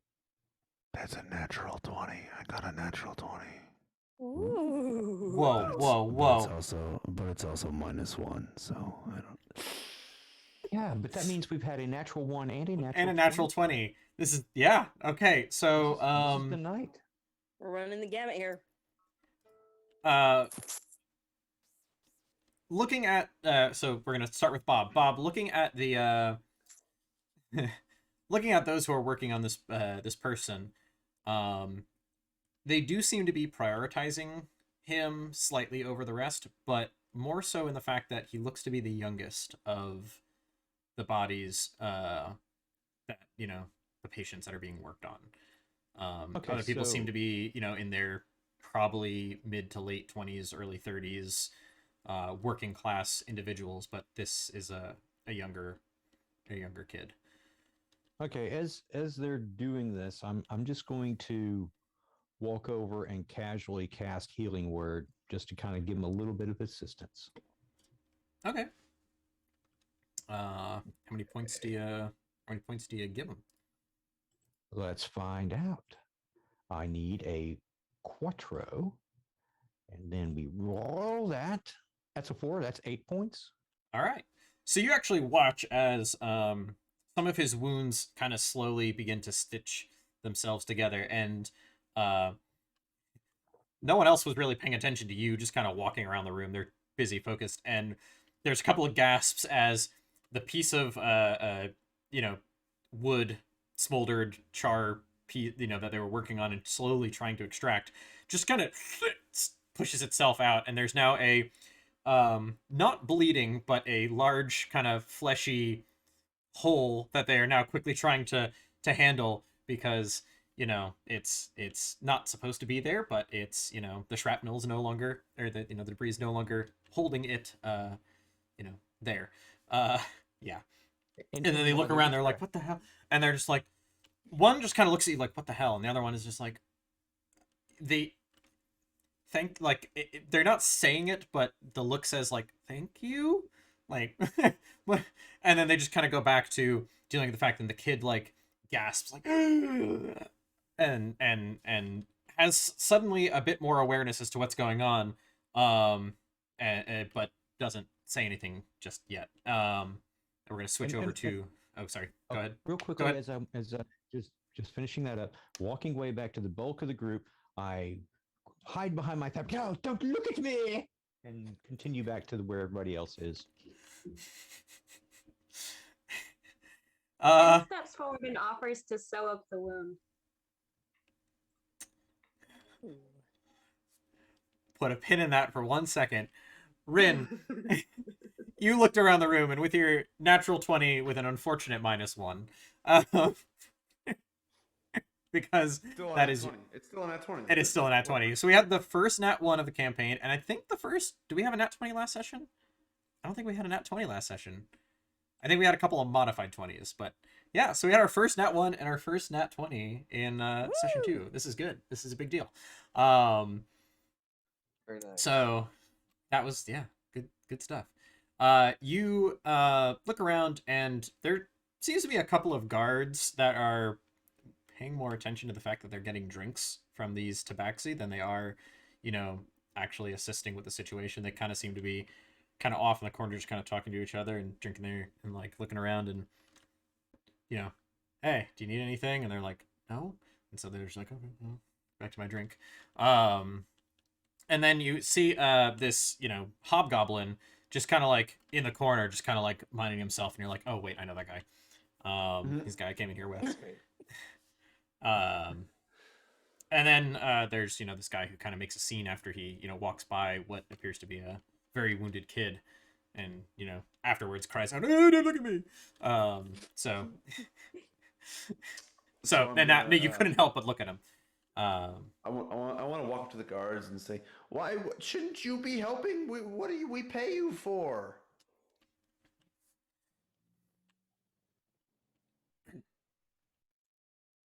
What are you gonna do about it? Well, what's your? I just asked them if they needed help. They said no. What are you gonna do about it? What am I gonna do? Why aren't you out doing something else? You shouldn't be just. Because my job is to stay here and keep the peace here. Keep the peace. There's what peace? The peace needs to be kept outside. There's enough peace in here. People are trying to be healed. There's people out in the streets taking care of the streets. I'm here to make sure that nothing goes crazy here in here. And same with him. Well, there only needs to be one of you. One of you should go out there and make sure everything is okay. No soldier stands alone unless the other person dies. It's kind of just a rule here. And even then, it's no soldier left behind, so we can hold a body, we can hold a body. There's always two of us. That sounds lazy. Just kind of shakes his head, ignores you, and goes back to drinking. You should at least not be consuming alcohol. You should be on your sharpest wit in order to maintain the peace. What if something? Did you see what I saw out there? He turns down and looks down at you. Did you see what I saw out there? Did you see the bodies literally get blown away from the building? As you're looking at him, you're actually seeing that he has quite a bit of soot on his body, or on his armor and everything like that. Did you see them get blown away from the building? Do you want to have to think about that without a drink? I'm holding up my clothes that are also covered in soot and probably blood because I ran by Penn, who was just fondling dead bodies. And I say, it doesn't seem like you're the only one. Maybe toughen up a bit if you plan on being a guard for much longer. As you say that, you kind of see his demeanor kind of cracks a little bit, and his eyes kind of brim up a little bit. You didn't see what I saw out there. You didn't see the people walking around. They were just minding their own business. They're just shopping. They're with their families, husbands, wives, children. You didn't see them go from being all together in one moment and pieces on a wall the next minute. You didn't see that, did you? You're covered in soot. You didn't see that, did you? So I'm going to stand here. I'm going to enjoy my drink. Sir, first of all, thank you for your service. I'll be buying your next drink. I know that must have been a lot for you to go through. Could you tell me, since you were so attentive and you saw that and went through that traumatic experience, where did the explosion come from? Since you were there, was it an object that blew up, or was it the building itself? What It's just happened? walking along. I was doing my patrol. All right, look, I was just doing my patrol, and I was walking along, and all of a sudden, just it's the same building. It's the finance building. It's been there for years. Everybody just it's where the taxes and everything. It's that building, and it just the whole thing just all at once. It wasn't even like it started in one place and grew up the whole. It was the whole thing just went up at once. The stone was on fire. Stone doesn't catch fire. It's not coal. It's stone. Stone doesn't catch fire. The stone was on fire. That must have been really tough for you. Bartender, can we get a couple more ales for my gentleman right over there. here, please? Be right there. Yeah. So just what was it? Did it seem like the explosion went out? Did it seem like the explosion went in? I Was it just said the like people went from build walking there up? to a wall. Oh, okay, okay. It's okay. Calm down. It's okay. So- Um, what else did you see? Was there anybody who was suspicious? You're guards. You see people all the time. Was there anybody Suspicious. running It's away? the inner district. That's where all the rich kids are. That's where all the rich folks are. There's no one suspicious here. That's why they have the gates. The gates keep the rabble out. We're just there to help keep the peace on the off chance that things happen. That's why there's more guards out there than there are in here. Or there. I don't want to go back in there. I don't want to go back. Okay, it's okay. Enjoy your beer. Enjoy Uh, your beer. And DM, presumably Theo heard Clore talking about buying, the next round. He knows that Clore doesn't have any money, so he's just going to kind of subtly make his way over there and just kind of without even saying anything, because he's listening in, just kind of pay the tabaxi bartender, because he knows that he's the wallet right now. Clore does the fancy talk, and Theo does the paying and the money management. And Don't that, worry, ladies have- and gentlemen, is symbiosis. And the tabaxi that you walk up to, they appear to have mostly black fur, with kind of some white striping, and they're like, "No, don't worry about it. We have deal with guard. They are going to help cover expenses for this right now. Yes." You sure? Okay, well then, is there anything else that we can do to help? I can Yes. run and get water or anything like that if you need it. No, we have. Well, it is we. Don't worry. All right, you We are let me know, prepared. okay? Well, yes. Okay. Uh, All right, he's gonna All turn right. to Clore and he's gonna say, "They've got it covered, apparently." Oh, in that case, I need a couple more over here, please, because we are, sitting with the guards for a while. We're taking And helping. I noticed Chlor making some grand gestures and calling over some servers with platters full of drinks, and I just kind of snatch one off of the platters that it's passing by. I find a chair and I just kind of sit there and I look around and I think, maybe I don't need a bath. As I chug the entire thing and set it down and grab another one that's passing by. What did you They say your come name in was, little man? pints. Well, I'm not sure I have introduced myself, and so I stand up on a chair with one of the flagons or whatever cups of whatever's passing around, and I say, "The name is Rinningham Rackfordshire House the Fourth." we're gonna put a pin on that. Pen. You had asked earlier if you can go and stitch one of the wounds up. Yes. So while Clore is off talking to the guards, you kind of make your way around towards where Bob had just, magically extricated a giant piece of nasty from this poor kid. Is that the person you want to stitch, or is it one of the other people who's kind of lying out on one of the tables? I was just gonna close up the apparently gaping wound the poor boy had, and people Okay. were panicking Uh, away suddenly since I know give how me to. give me a persuasion check as these, you know, rather well dressed, although kind of bloodied now from having to perform these different surgeries. Um, they just kind of look at you, confused, looking up from their work. Uh, yeah, Oh, give me a wasn't persuasion. that one? Oh no! They just kind of Apparently I they can just kind of roll look up at literally you. no one. So 2 people have nat ones. Yep, We I need got 3 that more. one. 3 more. 3 more. Told you I'm the queen. Leave us be. And kind of gets back to, carefully. You can see they're actually working with like special instruments to kind of like do stitching inside this hole, and they're slowly been working their way out. It's actually really, exquisite work for someone who, with your, knowledge of anatomy, they're doing some pretty interesting techniques as they go to try to keep this kid from bleeding out. Before moments later, you watch this, across the room, a small a green head kind of pops up and is now just level with everyone else's suddenly, and just as they run away to, they're about to do their introduction about themselves and they have to go run off to the bathroom. So Theo, you were looking at, as you talk to the tabaxi, they kind of walk out back, or walk, back from the counter and head, in towards the kitcheny area. And then you see a couple of tabaxi come out with drinks, and, one of them heads over towards where Clore and the 2 guards are standing and having their conversation, as the one guard just kind of like quietly sobs to himself and continues to like nurse his beer. Where he was kind of drinking more regularly and talking with this guard, he's now just kind of like the confrontation seems to have cracked what little was kind of keeping him in his more stoic, guarded fashion.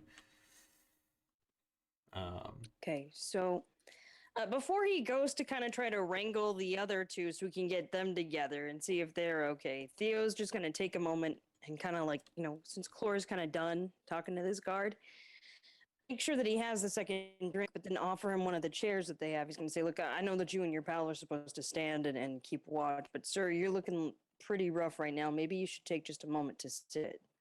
You're a folk too. You're just a normal guy at the end of the day, right? Thanks, but Come on. I gotta do my job. I just gotta do my job right now. Look, that is my role right now, is I gotta do my job. All right, but if you need a moment, I don't think no one here would fault you for taking it. Thank you. And he raises Right. his mug in your direction, and then he takes another big gulp of it and seems to kind of like try to And- shake off the emotions that he's dealing with. And a small notch of the stoicness kind of comes back a little bit, and he's like, it's fine, I got this. All right, I'm sure you do, sir. And he's gonna pat Clore on the shoulder as he like heads to kind of skirt around and round up Penn and Bob and shepherd them back towards their seating area and the stairs and everything. As he does, he's just gonna clap Clore on the shoulder. He's gonna say, "I thought you said that you weren't good at talking to guards." He's I didn't gonna. say it wasn't good. I said I didn't like it. Well, you did great. And he's gonna head off to introduce himself. Once again to Penn and say, "Look, I didn't know you were the doctor type. That's pretty impressive. But I was wondering if maybe you'd like to join us over in the corner over there. I think we're all trying to kind of regroup and get our bearings and figure out what we do next and if we can do any help in here." So, Rinningham, as you are standing up on a chair, about to introduce yourself and explain yourself to, you watch as your audience kind of begins to just kind of disperse in a different part of the room, or collect in a different part of the room. I say I wasn't quite done yet. I think my due introduction is par for the course. The name is Rinningham. Yes, Rinningham Raxfordshire House the Fourth, if you haven't heard. as Oh, you kind of now stand at eye level with everyone else. We heard you the first time, Renningham Work Nose Shire House. No, Shirek for Shire House. Yeah, that's what I said. What exactly do you do? What don't I do? I can do most anything. Many things some people consider, not as naturally providing, but I do provide a certain skill set of entertainment and bravado, if you will. Uh, Entertainment for any needs. And as I'm talking, I'm continuing to drink, and I'm getting less and less intelligible. But I'm still trying to trying to entertain those around me. Do you have a entertainment skill set for those that just got blown up? Well, my particular skill set is relatively unknown. I have lived quite a long time, and I've traveled a few places, and I have an instrument from far reaches that few people understand. But let me tell you, wherever I've come from, it's the height of entertainment. Yeah. Why don't you just come sit down over here and have another ale? Because you look like you could use it. So I just kind of work my way. I allow Clore to kind of lead me wherever he's put me kind of in the corner, and I pull out my instrument and I'm just kind of muddling with it, but not really playing anything. And I get to take a drink, and I grab another drink from a platter that's passing by and continue to drink it, and just kind of quiet down. The drink that you most recently grabbed is from a rather like kind of blonde furred tabaxi with slightly darker like accent markings, and she looks down at you as you grab in. Too many more, we cut you off. And just kind of keeps on moving, like, and the tail just kind of flicking behind as they make their way and try to deftly keep out of everyone's way, and try not to disrupt the fact that they're serving drinks right around a place of surgery. I love them. They're great. Two questions. What does this musical instrument look like? What does this exotic instrument look like? So it's kind of it's longer than most. It looks kind of like a flute, but almost if a flute had a boil on it, or like if you imagine kind of a long wind instrument that has just something kind of hanging off of it that you don't really recognize, and it's a weird color. It looks manufactured, not necessarily. It's not like a natural, like you consider a harp made of wood, or like a drum that has a skin stretched over. It doesn't look natural. And it only has like, is it a reed instrument? You can't really tell. It looks like there's one spot where you could put a mouth, but you don't know if that's where the noise goes in or the noise comes out. You know what I mean? Okay, cool. And is it just me, or are all these tabaxi Russian in nature? They do seem to be moving rather quickly. Well, I was thinking. I was waiting for What's- someone to make that joke.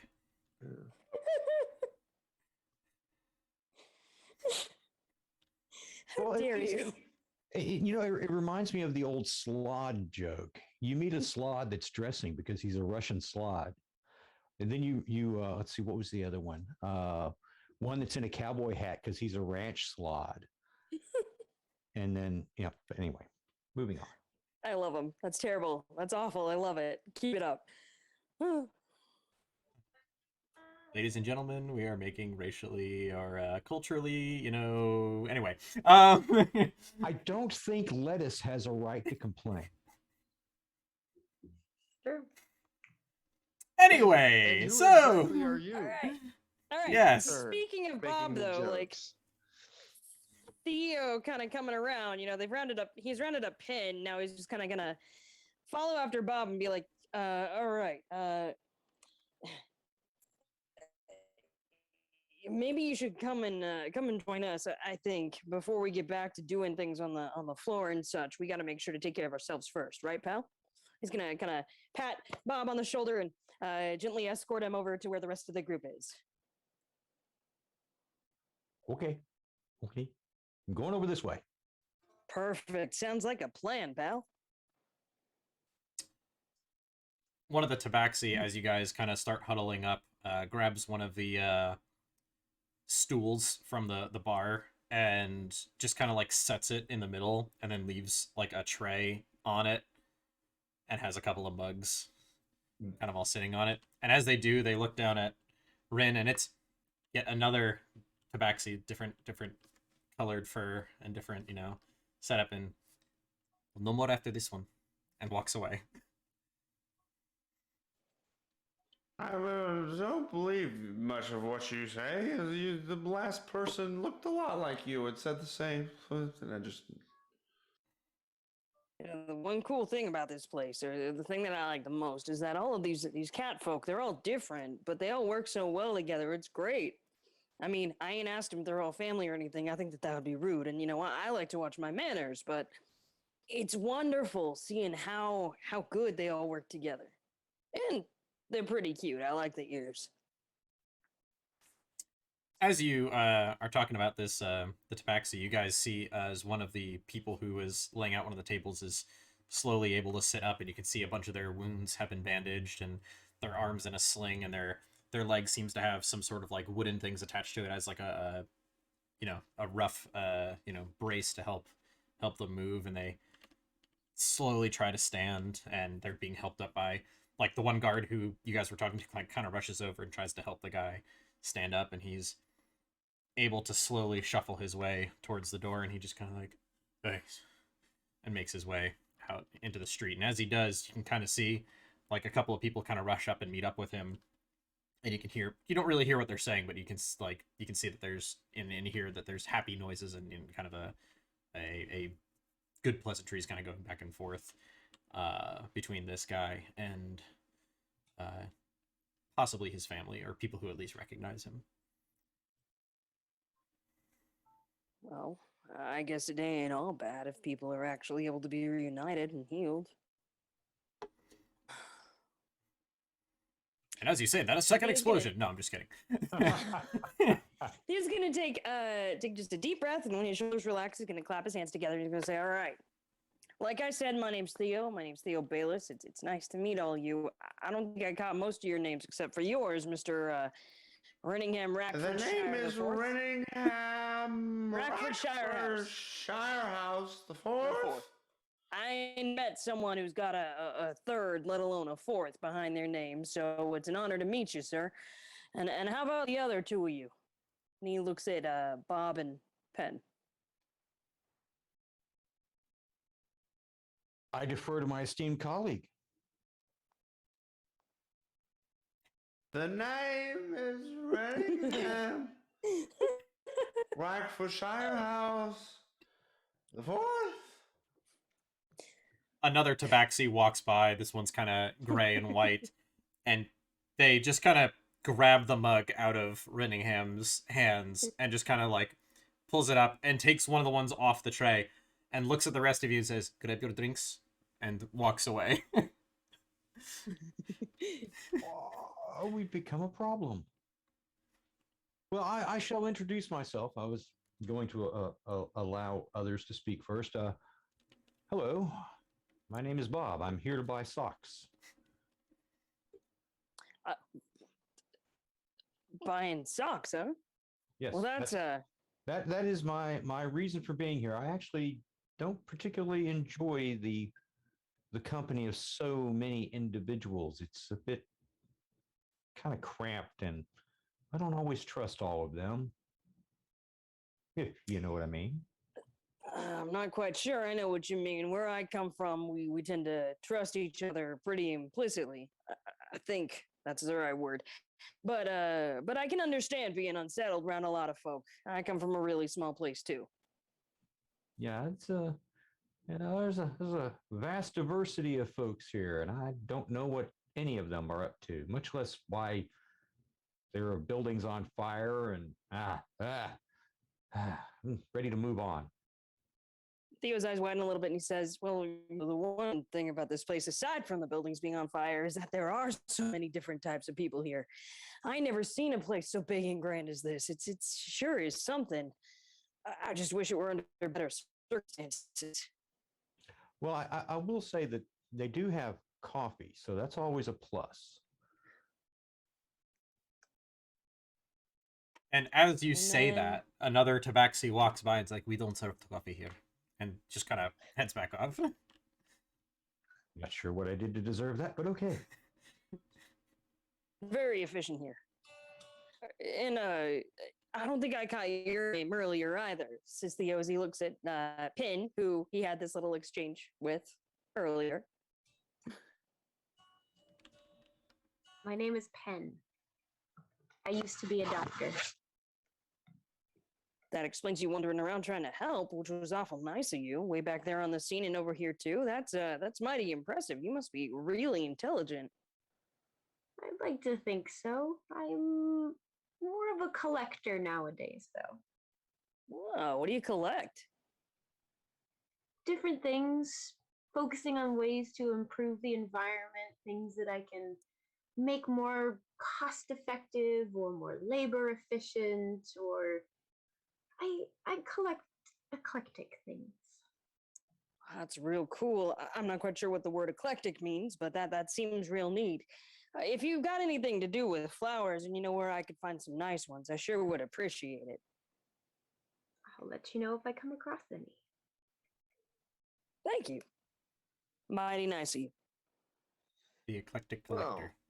now that we've all met each other, I think it's been really great. And I think find some rooms and get away from these guards, and we can all have a great night.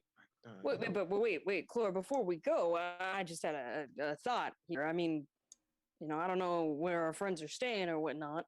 I'm not suggesting that they stay with us, but before we all head our separate ways, I think we should all take just a moment, to kind of relax and collect our thoughts. But it seemed like you were learning stuff from the guard, and I don't know how much anyone else got any chance to observe anything, but maybe we could, talk about it. That guard's got some PTSD. I should recommend some pipe weed for him. It grows all over the place. I don't think that guard's gonna get a good night's sleep for a while. But I Probably think not. the guards probably knew what they were getting into, and they should have We could considered fix that the for 'em. nature of their employment before taking the job. well, I think that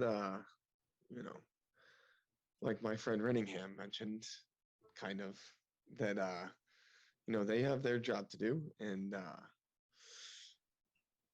I'm not really into getting involved with the local authority, but if we want to make sure that everybody gets home safe and feels better, I suppose I could be in for that, as long as it doesn't put us in a bad spot. Penn raises an eyebrow and looks at Clora and goes, "You nervous about something?"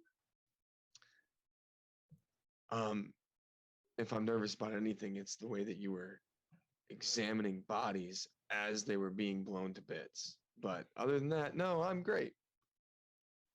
I think the doctor here was probably just trying to help, right? Former. Theo looks. He said Oh. former. Very Uh, explicit. Once a Important word doctor, there. always a doctor, right? I mean, I used to be a farmer, but I can still farm. I figure it's got to be much the same with doctors, right? They can still do doctoring. I think the question is, do we continue to doctor? Not so much whether or not the skill is there. I can doctor anybody. Oh, okay. Oh, that wasn't creepy at all. Doctor has just become a verb. Yeah, so the guard pretty much just said that 1 minute there was no explosion, the next minute there was an explosion. So I don't really know where we can go from that. Did you get a chance to talk to any of the wounded and see what happened with them, or? The only one that I really interacted with was that little girl, and she weren't doing much talking. Poor little thing. Anybody else? Did anybody get any information? The ones I talked to weren't exactly speaking anymore.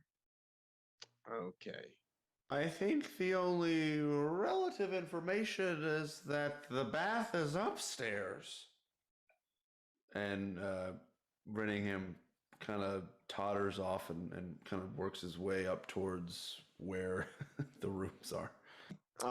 He doesn't have a Theo. He doesn't have a room. We need to get him. Yeah, I'll figure that out with the folk later. Worst comes to worst, we can share a room. I don't know. I mean, that's a thing folks do, right?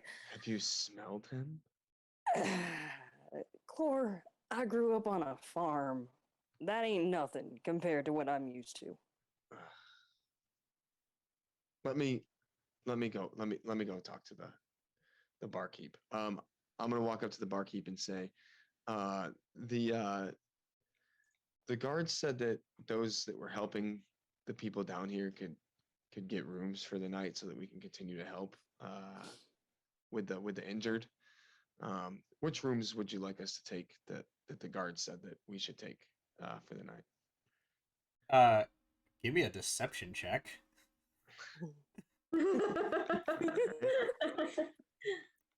You're I talking can't to do the person who, handles no. that. Yeah, that's a 20. Oh, Not and that's a dirty 20. Oh, dang it. Sorry. Don't you already have room? You stay here last night and night before. Yeah, but we paid for one night and we actually have 3 new people and one is actually a doctor that we're actually working with the guards here now. So we're gonna need at least 2 more rooms on top of our 2 that we already have. Kind of looks at you and then looks out at them. The rest of your... See, only have so many rooms, so actually ask that the 5 of you, try to check up in 2 rooms, and we give you that these part of guard agreement. Oh, We need more space to have beds, so that we can open tavern area. I understand. So All right, well then we'll just instead of the other rooms, we'll make it work. But we're gonna need plenty of breakfast in the morning so that we're ready to go to help the people instead of the 3 rooms. there will that be we provisions are- provided, yes. Okay. As thank you. per agreement with guards, yes. And then perfect. We'll just good. We'll square it up with one more round to that table over there, except for that little guy. He doesn't- As we go around, yes, and that person, they're so small, they don't hold liquor well. It is thing with halflings as well. They're careful with volume of drink. Goblins as well, they not hold it very well. As I'm walking down the hall, I'm trying all of the knobs to see whichever one will open. As, Yeah, I'll just sir, I'll take care of it. Yep, I got it. Yep. Thank you. to clean up is at end of hall. Perfect. Hey, Renningham. Hey, we're gonna go this way, buddy. It's okay. Yes, And, to Frankfurt Shire House, the 4th. I'm gonna skip the bathroom and I'm literally going to just put him in a bed and just let him pass out. So unfortunately no bath, but I'm not cleaning him, so he can just go to bed. So this dirty, sooty, dusty, fully clothed Verdan, you just kind of tuck him into bed. Oh yeah, he's asleep. Or he's in bed. I don't know if he's asleep, but he's in bed. I'll go back to the table with the new companions and sit.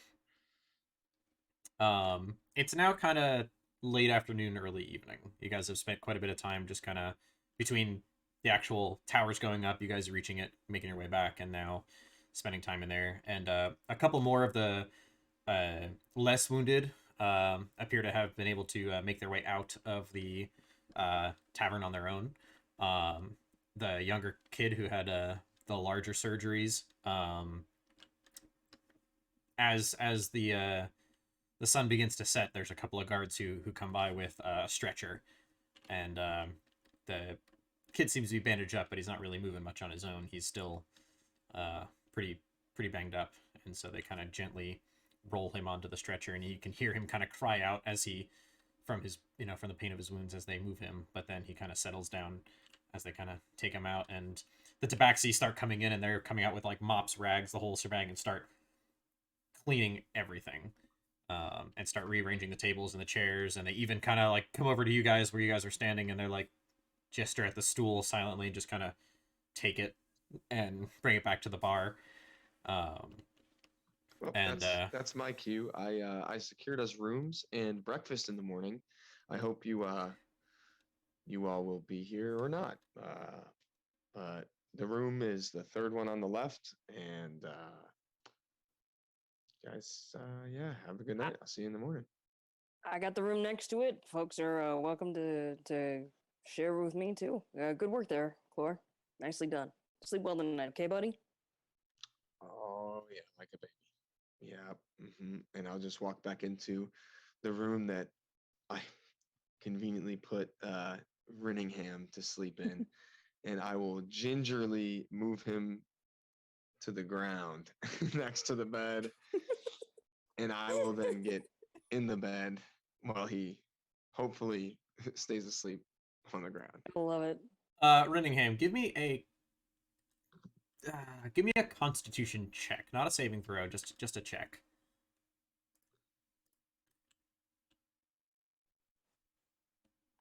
Yeah. boy. That was a 2.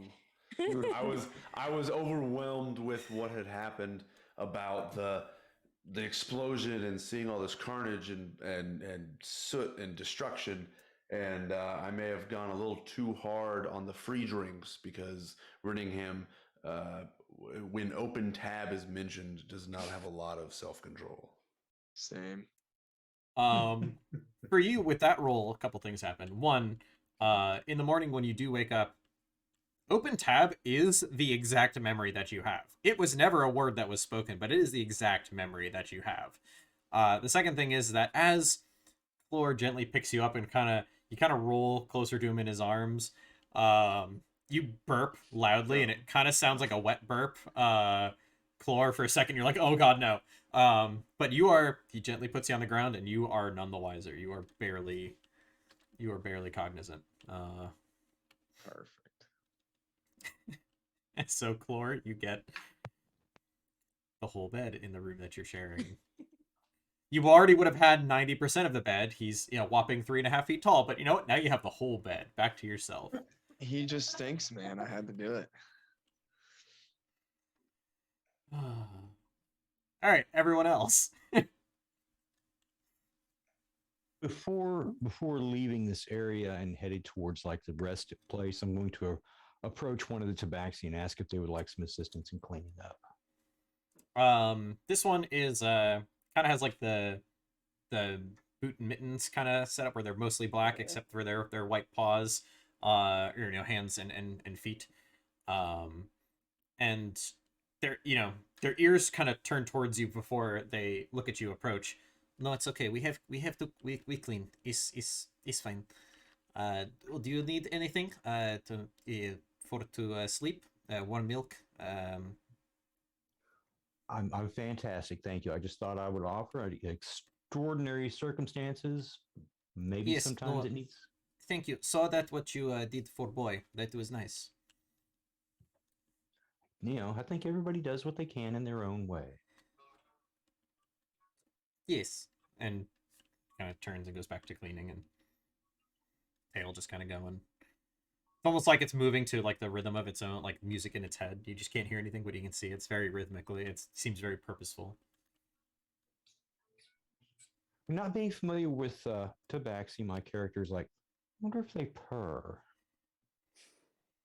Do you say that out loud? No. Okay. Quick clarification. Just yeah. One of the few questions you don't want to hear from a DM. Do Do you open the door? Do you say that out loud? Are you sure you want to do that? Basically, yeah. Do you impale yourself on this spear? You know what? Let's go for it. Hen, what are you doing as the evening settles in?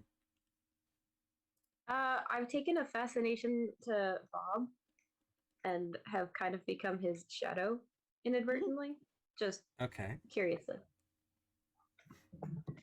You mentioned coffee, and Penn really loves coffee Oh, and we're gonna is get kind of on. hoping to get him aside at one point to maybe discuss and compare this fine obsession. But Penn, being a nervous wreck on the inside, is uncertain of how to approach this conversation. And in all honesty, the whole idea of mechanically healing somebody as opposed to using magic is quite fascinating. It just seems like it shouldn't work, but I'm intrigued. The concept is completely alien to me.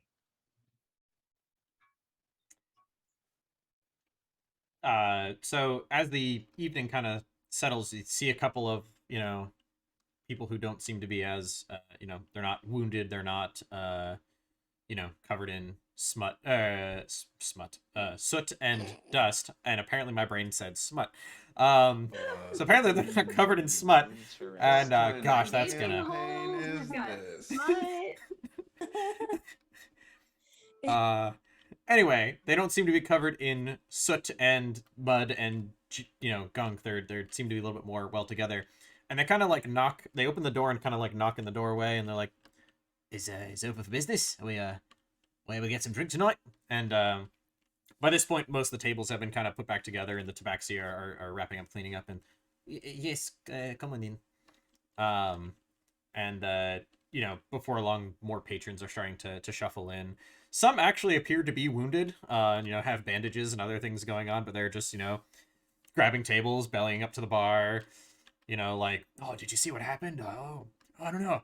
All of a sudden there was just like things raining from the sky," and guy's like scratching his head, and you can see where he's actually like getting nastiness out of his hair. Where he's like, "Oh, I was not expecting that. It's like a big rock." And so they're all starting to kind of murmur and talk about like, "Did you see how it happened?" And no. And the room starts to, which was rather quiet while everyone was cleaning up, is now starting to fill with, more normal tavern noise, more normal tavern rabble.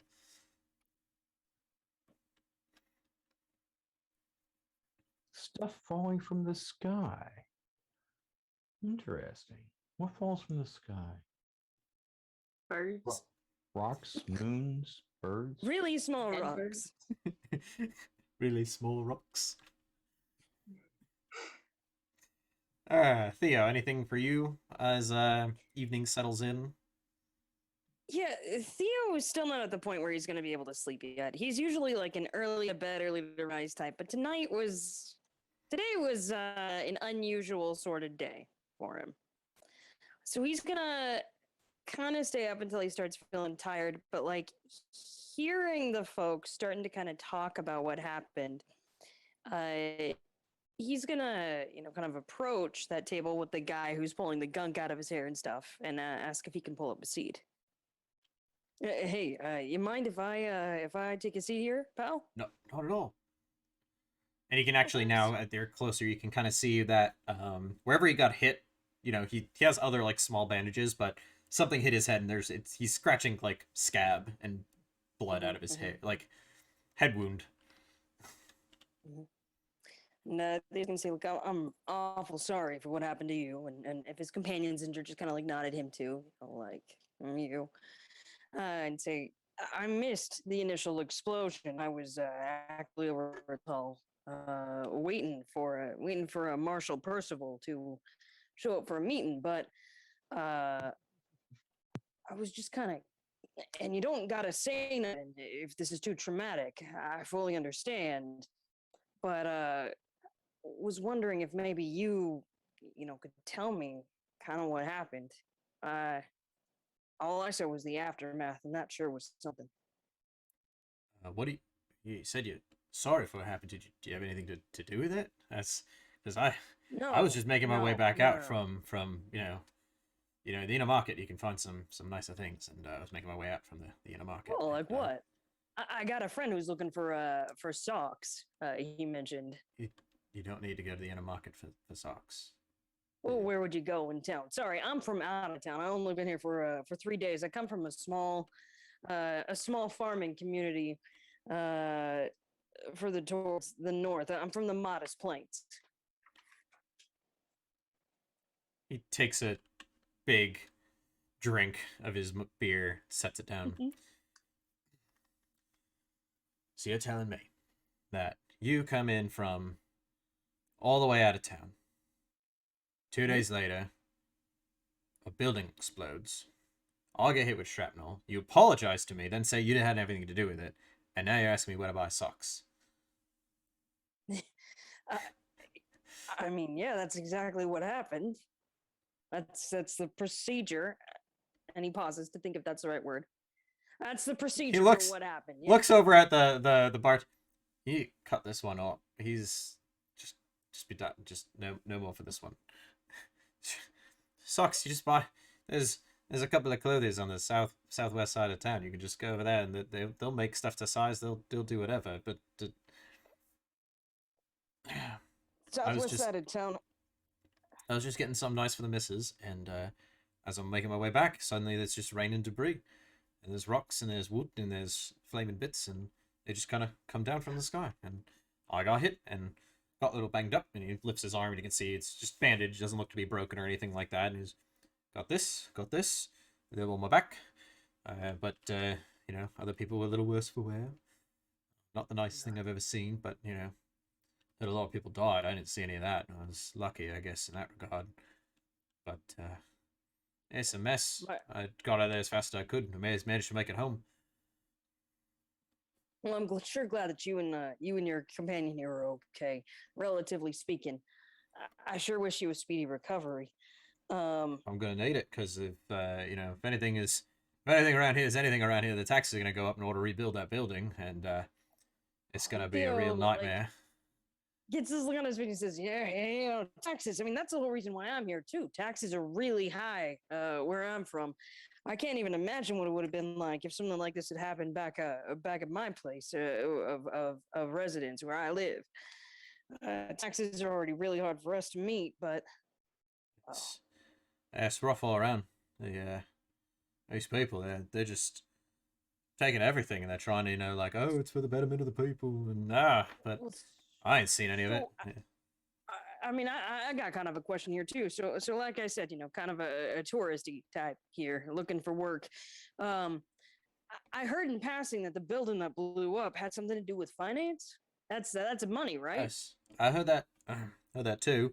I was something like some sort of finance building. I went there once before when they had assessed some things incorrectly, and they were trying to charge me extra, and I was able to go in there and get things all settled. But so is that where, when folk collect the taxes, is that where they go? I mean, I'm sure for part of it, because I had to go there to get things corrected, and they were able to take my payment there. They didn't come to shake me down for it later, so it was close to right. But I don't know. There's offices, things like that. I don't think anyone lives there, and I don't know if the money stays there. I know it's not the bank. The central building. That's where the stores are, and then there's also the bank, which has money as well. But tax building, I'm sure, has something. Right. Well, taxes. That's interesting to note. All right. Oh, I guess I got one more question. And sorry, this is awfully odd, but you being a local, you're in the know here, and I'd like to buy you and your friend a drink. But as thanks, and for tolerating my questions here, but I was wondering if you knew any place in town where I could maybe get a journal. You do some of that writing. Journal writing. Yeah. I know my letters. I mean, I'm not the best with writing, but I got a lot of stuff I'd like to remember, and certainly including what happened today. I don't really got any way to record it all, so I figured before some sort I leave of general town, store will be able to help you out. If it ain't gonna stick it, I try to collect his thoughts, takes another drink. If it ain't worth remembering, you're not gonna remember it. So there's no point in writing it down. Yeah. And just kind of a general store. Probably find something. They can point you in the right direction. I never done no writing. All right. Well, thank you. Thank you very much, sirs. I hope that you both have a good evening. What can I And get for you? Tabaxi comes by and is like, basically hearing you mention the drinks. Eh, just 2 more rounds? Yes, please. Okay. Six copper. Okay, and Theo's gonna hand over the copper. All right, And, and thank the tabaxi. a different Tabaxi comes back with So much. basically, it looks like you paid for 3 drinks. There's one in front of you and then one for each of the other 2 guys. So all right. bought a round really for all 3 of you. Okay. Well, all right. Theo's just like, all right, okay, sure, I guess. Let's see how And this that- game is played. Business is business. He's gonna drink his drink, and he's gonna inform the other 2 that he's headed off to clean up and head to bed, and tell them what room to find him in. And he's gonna look at them and say, you know, I'll take the floor. I'm pretty comfortable on hard surfaces like that. So you go ahead and you figure out who's gonna take the bet between you.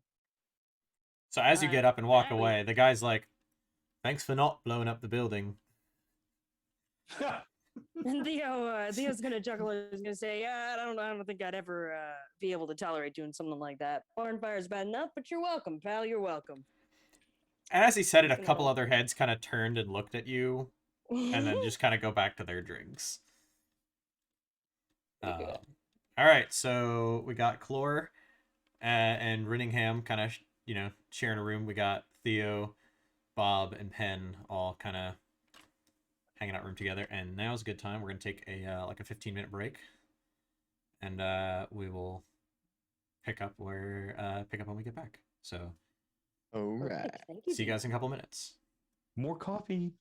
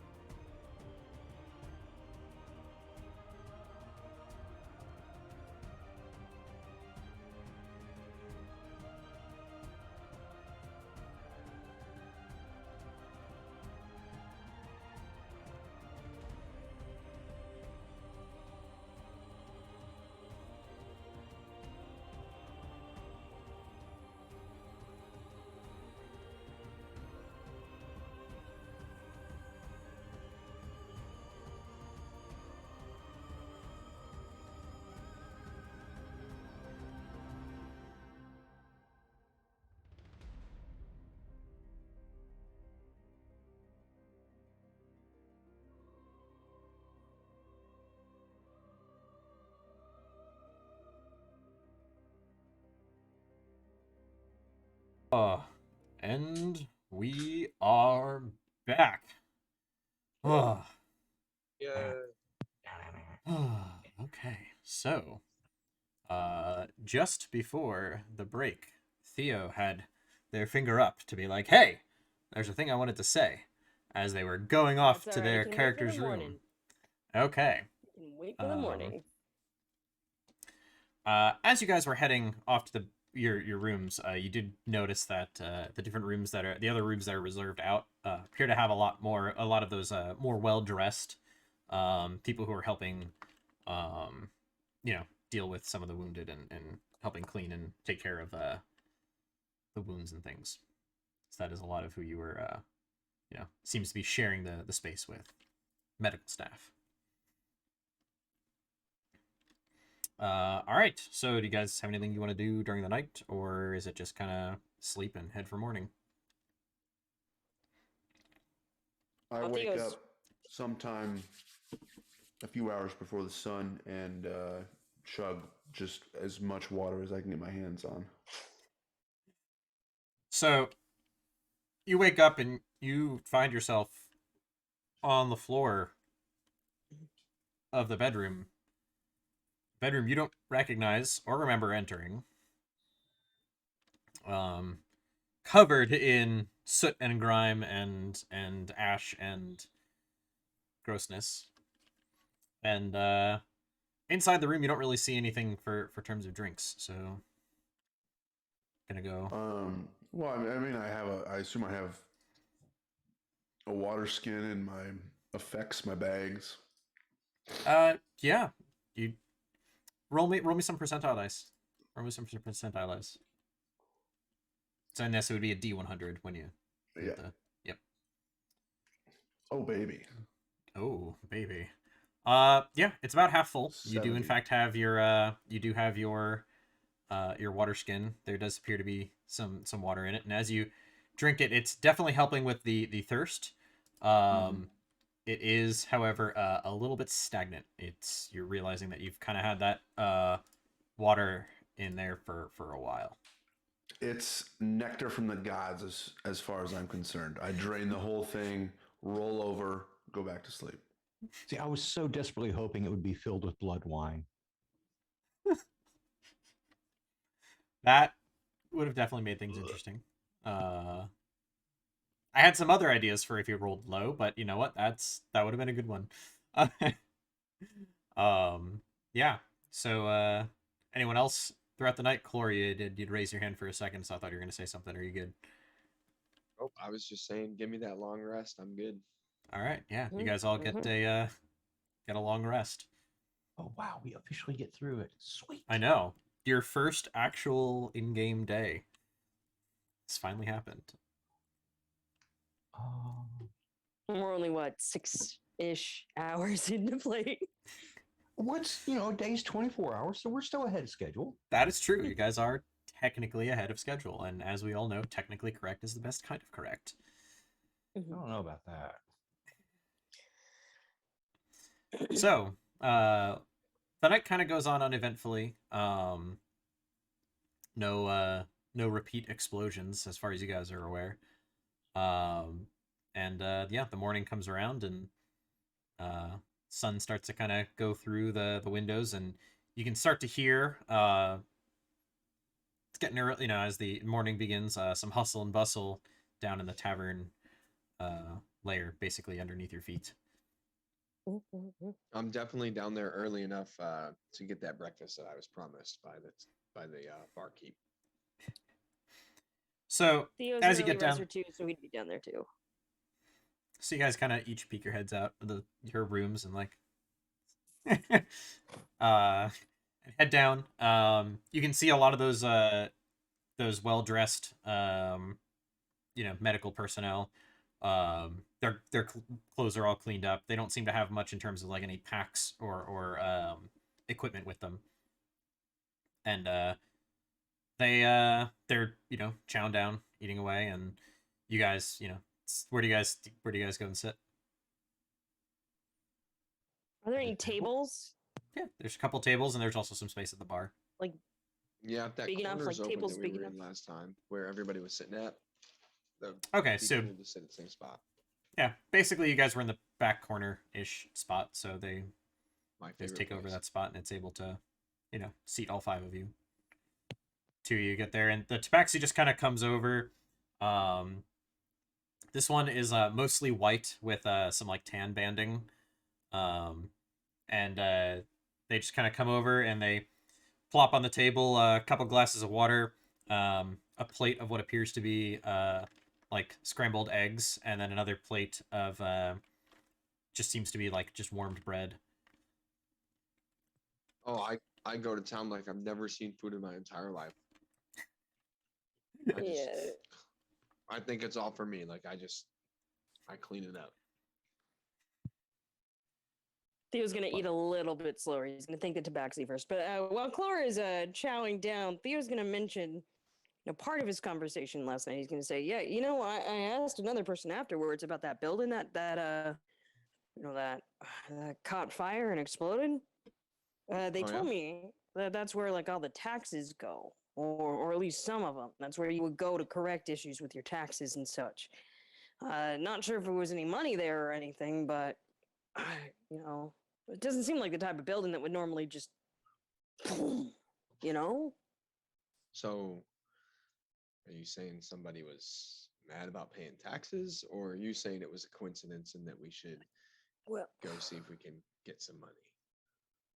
I'm not saying that we should go get some money. Stealing is bad. That would be absolutely terrible. You want to get money, you got to earn it the Yeah. right way. You know what I mean? Yeah, But, sure. Yeah, I was appalled that you would suggest such a thing. Honestly, I trying would to- never. I think that's got to be a miscommunication here. I mean, I don't think it's right to take money that don't belong to you. But then again, I think that some people think that that might be what the deal with taxes is, because the guy that I spoke to mentioned that they're gonna have to increase taxes in the city again to account for what happened to that building. But I guess that the taxes were already pretty darn high because he mentioned there was rough times all around. Sounds like financial mismanagement to me. Interesting. Oh, morning, Bob. And Theo's gonna kind of nod at you and gesture to the food and say, "How you sleep?" I slept well. What do we got here? Looks like some eggs. Okay, cool. Oh, I know you get some sauce. Eggs and toast. It looks like the breakfast of champions. Shall we dig in? Sure. And while you dig in, a nice guy that I spoke to last night mentioned that if you're looking for socks still, you could probably find them on the southwest side of town. Then that is where I am off to after breakfast. I So gotta look as for a general store Then- too. as you sit down, Bob, the tabaxi comes by and puts a thing of water, and gives you some eggs and some more warmed bread. And this tabaxi is like different shades of brown, kind of just patchy all over. Again, you've never seen the same tabaxi twice in this place. Now, of course, I say thank you like a good guest, and in my head, not said out loud, I wonder what would happen if I scratched behind their ears. This one looks at you though and is like, "Sorry, we don't have coffee here," and kind of goes off. Man, they pay attention. Pen, you were saying I something? thought I heard 10 too. I would say just shortly after, Hen comes schlepping down in a disgruntled mess of ragamuffin, and his tail just kind of flopping down the stairs. Theo's gonna wave. He's gonna say, "Morning, Pin. Pull up a chair. We got food. It's nice and hot and fills the belly." Hen just nods and sits down and waits for food to appear. Point of order. Do you actually sit down with them, or do you just sit down at like the closest chair to where you came down the stairs? Probably the closest chair that came down the stairs. Not a morning person. Too much effort. Nods, sits down. Another tabaxi comes up. You describe this tabaxi. Why not? What tabaxi comes over and serves you, water, eggs, and warm bread? Describe them. It's a dark gray tabaxi that has black flecks of black flecks in their fur, and a very very pertinent pink nose. Okay. Okay. Kind of comes down, serves your stuff, and just kind of heads off. Another one kind of comes down and starts taking plates away from the empty plates away from the other the medical personnel.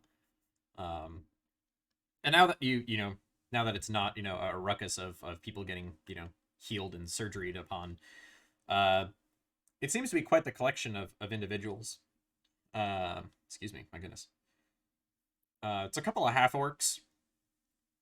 And then the rest appear to be human. And looking at their garb, the humans all appear to be wearing like white and gray. And then the half orcs are wearing like a white and like a navy blue. Like the torso section is like a navy blue, and the sleeves are white. Whereas on the humans, it's gray on the center. And then It's there's almost a like half. they're wearing a Sorry. uniform or a habit of sorts. And there's also a half elf who's dressed similarly to the humans. And they're just kind of Is there any chilling reason, out, hanging out there.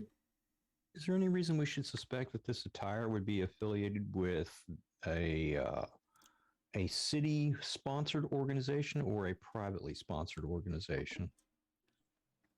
Assuming that there's an organization, because nobody dresses alike for no reason at all. Gosh, why is your character sheet Is he on a so bright? team or something? Yeah. Trying to think of They're what the that would... city baseball team. They're the They just lumberjacks. they do medical stuff on their downtime. You gotta learn Gosh. sports med. In Pathfinder, this would be like a knowledge local, but they don't have that here. So I'm trying to think of what would be the closest thing to that. History? Yeah, that's where I was going. Yeah, so I guess Bob, give me a history check. All right. Bum bum. Give me a Boom, come on. boom, boom, boom, boom, boom, Oh, boom. history Wow. check. There we go. 21, not too bad. So yeah, you're thinking about it, it's like the fact that they were here, the guards were guarding them, they seem to be, not interrupting or interceding on each other's behalf. You suspect that if this wasn't a directly state-sponsored group of people, it's definitely people who are integrated enough that, they came out to assist with the situation. So they definitely appear to be all part of a similar organization that, and they're part of the deal with the guards. So that's kind of what you know. Okay. What you can what you can infer. There you go. Okay. Cool. So Theo, what were you saying about the taxation? That Right. if the building blew up where the taxes were, but nobody was running into the building for the money, so it must have been a planned hit, because if they were trying to get their money back, or if there was a revolt, right, there would be people trying to Make a run on the building, right? Right. Exactly. So- I mean, presumably. So, I guess what did the guy say anything about, like if there was anybody specific in the building, like a person? Well, he didn't mention much. It's offices mostly, is what I gathered, and that's where he'd go. For example, the gentleman that I spoke to mentioned that that's where you go to fix issues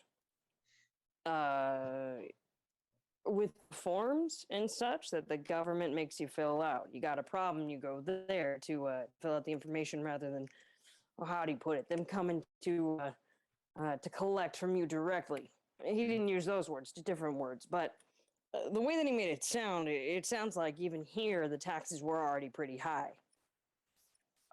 The guy that I spoke to didn't see much, but that's what he told me, is that's where the taxes are. And then he said the other money would be at the bank, which was in the central building, which was in a different part of the town.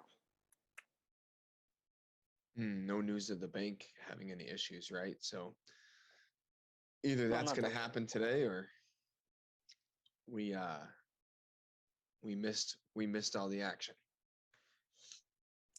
But, well, I mean, when you think about it, we were all pretty busy yesterday paying attention to the giant building that was on fire, right?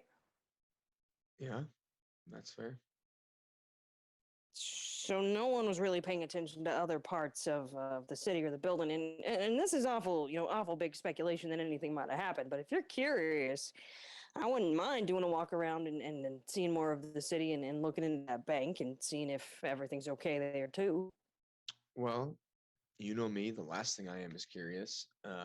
But I know you, and I know you're not gonna let me live it down until we make sure everybody made it home safe. So, however you want to handle it, we'll go check it out and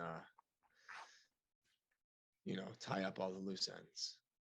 Gosh, Mr. Clore, I really do thank you for that. And maybe while we're at it, we could pop by the guild too, see about your friend Marshall Percival, make sure that he's okay. And Oh, then I know that yeah, Bob wants to that's go get not his socks, necessary. and I gotta stop by a mineral store too. I gotta buy myself a journal at some point. Yeah, that sounds good. I just while we're all kind of sitting here together, that one with the horns over there. Just keep an eye on that one. Well, Penn, they seem pretty nice. He seems like a good sort to me. Mm-hmm. Everyone seems like a good person to you. I mean, that's true. I can't exactly tell you otherwise.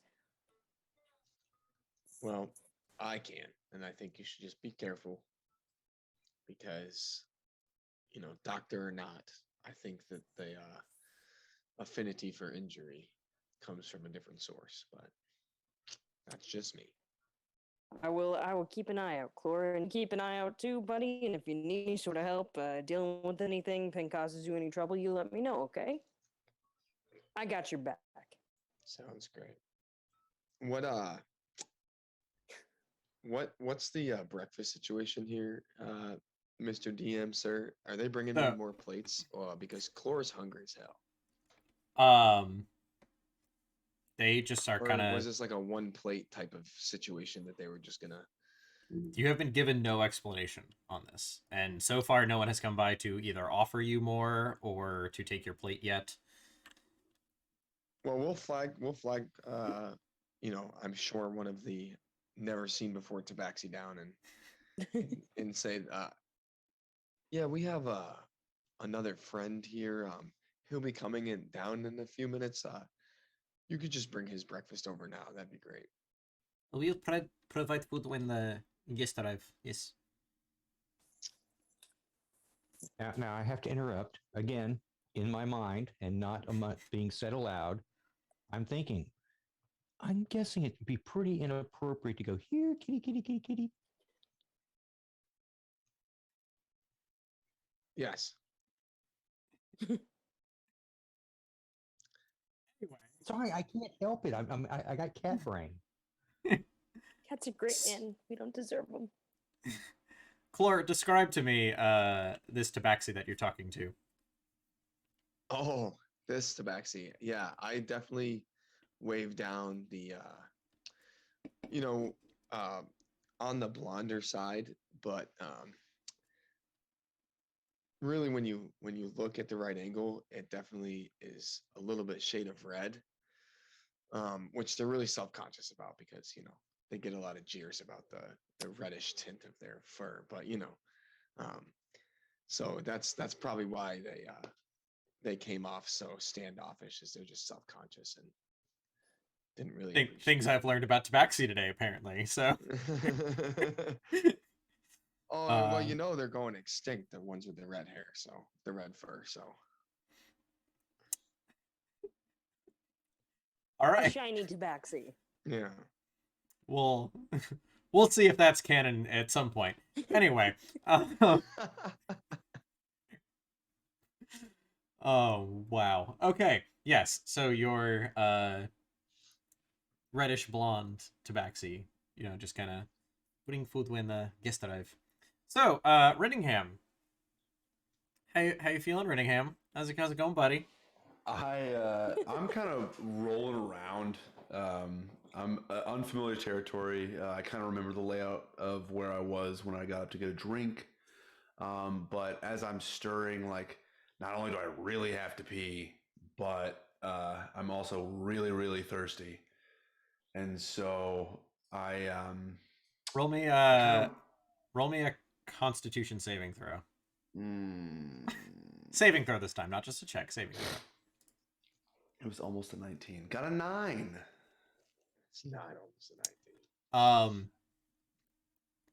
You may or may not have peed yourself in the night. Well, here what so when I got up to get the drink, It could I be kinda sweat. went It back could to be sweat. sleep. It's just located in one spot. Could be so sweat. Well, and see, here's the thing: is I got up and I do remember thinking, "Oh, hey, I'm going to the bathroom now." There's a strange kind of wet spot on the wall near the corner. Maybe I thought that was a toilet. Nobody can tell. And obviously, the pants didn't get all the way back on anyway. So working my way down the stairs, looking for something to drink, and I kind of see the table that has all the people that seem familiar. I remember them somewhat from last night.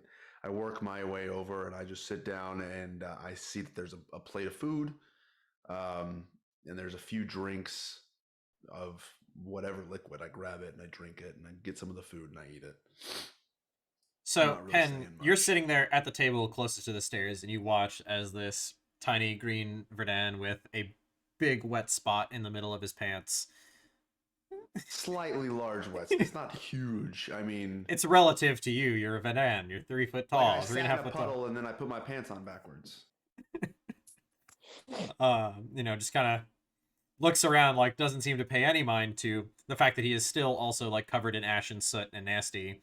And then goes ahead and just kind of doesn't even say hi to you. Just kind of looks past you, goes to the other table, and the way you just described it, you just basically sat down and started chowing down on someone else's food. Well, it was an unattended plate. I sit down, I see the table. No one's actively eating the food, and so I think, they must be done. Leftovers. Theo, gross. this green Verdun sits next to you and just kind of pulls your plate over. It doesn't say anything, just kind of pulls your plate over. Your barely touched glass of water is just now like being chugged, and the bread that you'd kind of set closer to the middle of the table, I guess is now perceived Mhm. as like free game, and he's just plowing Mhm. down your food. You had to leave the fork on the left side, just for him to sit on your left side and be like, oh, I guess that's my fork, and just kind of. Theo is left-handed, so So so he just kind of like stares at Reddington, and he's like, "Good morning, Reddington. How are you?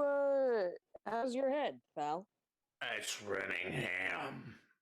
Renningham, I'm so sorry. I didn't mean to mispronounce your name. I'm not exactly good with long names like that, highfalutin sort of stuff. Stop screaming. Sorry, I didn't mean to cause any sort of headache or nothing. If you want, I think that the tabaxi who were running around will bring you your own plate of food. and as you were And, saying that, they start setting. Look at the table. Just kind of sets her arm down on the table, slides the plates back towards Theo, puts a new glass of water, new plates down in front of Rinningham, and to you, Theo's like, I come back with more. I'll be back. Thank you Takes your very much, glass. and I appreciate it. Grab the water immediately. Quaff that whole sucker. You might want to slow down so you don't choke, pal. So I kind of ignore.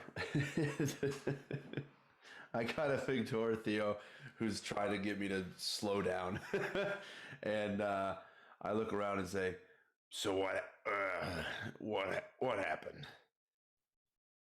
Well, you definitely Well- didn't make it to the bathhouse. That's for damn sure. How can you not smell that? God. When you've been on the road, when you've been on the road as long as I have, smells are all very, very subjective. Yeah, but even for you, I mean, with the, I mean, I understand. I would be able to smell many smells, and they are all subjective. well, it is my subjective opinion that you should find the nearest bath. After breakfast. So what happened last night? What did I miss? As you ask that, another tabaxi comes up, and this one has like distinctly like bright red fur. And it's honestly a bit fluffier than the rest of the ones that you've seen, where they're kind of more like shorter hair and kind of more lithe. And this one walks up, just kind of looks at you, Rin. You drink too much. You piss yourself. You ask for where bath is. You never take bath. That is your evening. Also, you boisterous. You stood on chair and tried to say who your name was like 15 times. I'm taking your Yes, plate. that definitely Thanks. happened. Yes. that- And what is my name? 4. I don't care. Walks away. Renningham, Rackfordshire House the Fourth. Got it that time. I'm glad someone was listening. So, Pen, Well, it was kind of hard to miss. in the corner of the tavern, the group of people that you were kind of hanging out with a little bit yesterday, they're just kind of chilling and doing their thing. What's going on with you with your plate of food and your drink? Penn has mowed down on everything as quickly as humanly possible for a sleepy, half demonic slug of a person in the morning. And upon gaining enough energy to blink appropriately and take in their facilities more, decides to meander their way back over to the crowd, the group, and engage.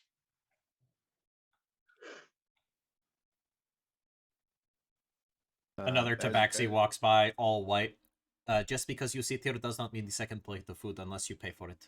And just keeps moving. So I'm kind of shoveling food, and I see Penn sit down, and I look up and I say, "Goldhorns, you caused the explosion?" Kind of as a question. As you Raises say an that, eyebrow. you're not being very quiet, and a bunch of the medical people kind of stop talking and look in that corner where you guys are all sitting. Oh, great. Penn raises his eyebrow and just looks at Running and then goes, I only just got here. I hadn't even been to that side of town yet.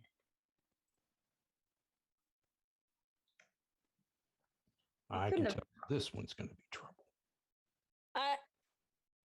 I think that Penn causing that explosion might be an even bigger speculation than Clores and my one about possible reasons behind the explosion of the building where the taxes were taken, pal. Maybe you should drink some more water and think it through next time, and maybe we could keep our voices down a bit, you know? I just kind of grumble and grab the next cup of water and chug that as I'm still eating breakfast.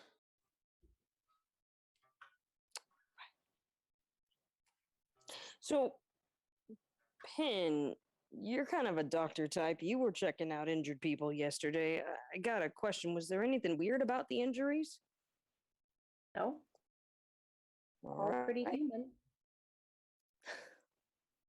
Well, good to know. I ain't never been around no one who's been in any sort of explosion or anything. How you feeling today? I didn't much of a chance to ask you yet. Sorry, say that again. How are you feeling? These beds aren't my preference. Well, I tell you, they're a little bit too soft for me. I'm used to harder stuff too, so I get you. All right. I hear. I'm I saddened hear. by this establishment's lack of coffee. I hear Theo mention something about hard stuff, and I kind of burp, throw up in my mouth a little bit. Keep it down, but I say, "What would a doctor have to do with taxes?" Fen raises his eyebrow. I, what? I don't even pay taxes. So that was where the taxes were kept, and you were the only one near the building. I came over to the building after the explosion just as much as you did. You didn't happen to see anything about the explosion. There was about as much soot and dust as anyone else could see. Well, that guard that Clore spoke to certainly saw the start of the explosion. What do you say again, Clore? The rocks were on fire? Oh yeah, he said that all of a sudden it went from nothing to the people walking by were thrown, you know, away from the building, so it was an explosion out from the inside. And then the stone was on fire, which leads me to believe that it had to be some sort of magical attack because how else do you start stone on fire? Right, you said it didn't. Oh, good. Oh, and you said it didn't start just little by little, right? It all happened at once? Oh yeah, he said it just one time it wasn't there, and the next time it was there, and and then he started crying, and I kind of lost track of what he was saying. But before the tears and in between the sobs, there were alive people and then dead people, and there was no fire, and then all of a sudden there was fire, and things that should not have been on fire were on fire.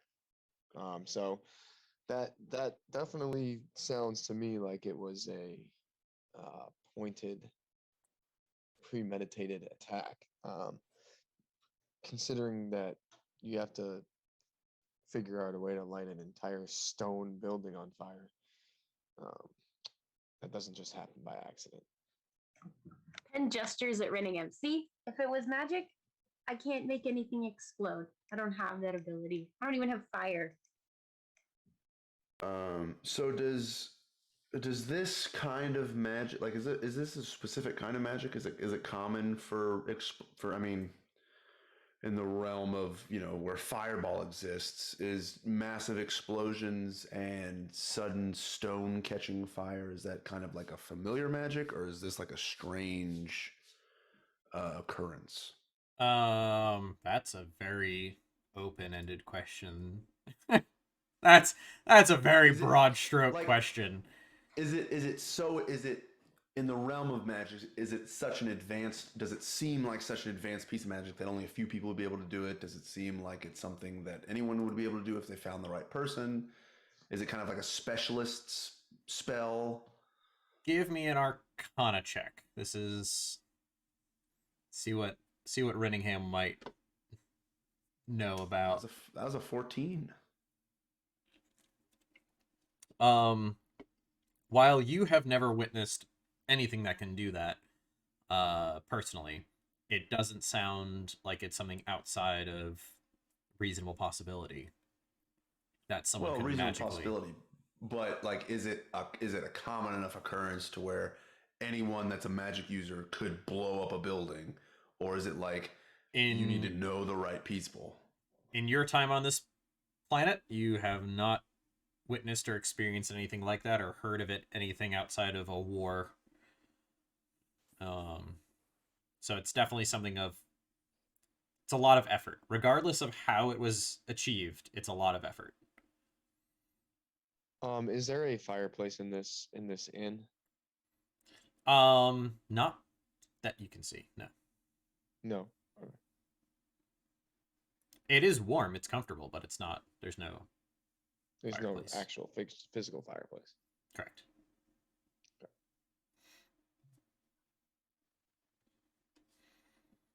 Another tabaxi comes by. Bob, describe this tabaxi. I'm tempted to hold up an example. Do it. Come here, buddy. Oh, he's sleepy. He looks like this. So, tuxedo, you know, style, black and white. Uh, fluffy Just cat. interested. And honestly, that's the kind of vibe you get off of them as they just kind of come over and look at the table and just kind of start stacking up the empty plates and just kind of start shuffling them away. Chlor, your plate's empty. Renningham, your plate's empty at this point. Any of the empty cups that you've downed, they just kind of take them all away. Not paying you guys really any mind. And as they go, they also swing by the table with the medical folks who kind of have stopped talking as loudly as they were. They've just they're more murmuring to themselves. And then every so often they kind of glance over at you guys and then go back to talking to Oh, each great. other. Now we're suspicious. Say, Theo, what is our goal here? Are you trying to solve this conundrum, or what's your plan here? Well, I gotta tell you, I do like to make plans. I make multi-step plans for things, but this one, I don't really know, Chlor. I mean, you saw what happened with the guards the other day, right? They were kind of disorganized. They were trying to find their captain. I know that you said you don't want to get too involved with nothing. You don't want to help out where it's not necessary or where you can avoid having to put yourself in any sort of trouble. And we got our own goals too. I mean, just yesterday, you and I were looking for work, and now here we are at a table with some new acquaintances, having witnessed the aftermath of a building blowing up. But you know me from when we traveled together. I am just a bit curious. At the very least, I'd like to at the very least see if maybe there's anything more to this, because I may not know a lot, Chlor. I may not have a lot of experience with the world, right? I come from a small town, like I told you before. But in my experience, and I think most everyone's here, it ain't normal for a building to just light on fire and explode, especially not one made out of stone. So I'd like to maybe see if there's any teeth to that thought that you and I have been developing here. And if there's not, then that's fine. It's just a little excursion in the city. We can go about our day and get back to what we were doing. But maybe, on the off chance that there is something, we ought to let the proper people know. It can't really cause much trouble for us, right? I mean, I think you can find trouble anywhere, but I think that if that will put your mind at ease and keep us moving in the right direction, I think our only option really is to go back to the starting point and see if we can figure out what happened. I mean, the guard gave us kind of a jumping point, saying that the information about the building and everything. I think what we need to do is figure out more about the people who were in this building or who worked at this building. And Right. the What only way to happened do then? that is to go back to the building. So So we go back to the building? Right, exactly. Yeah.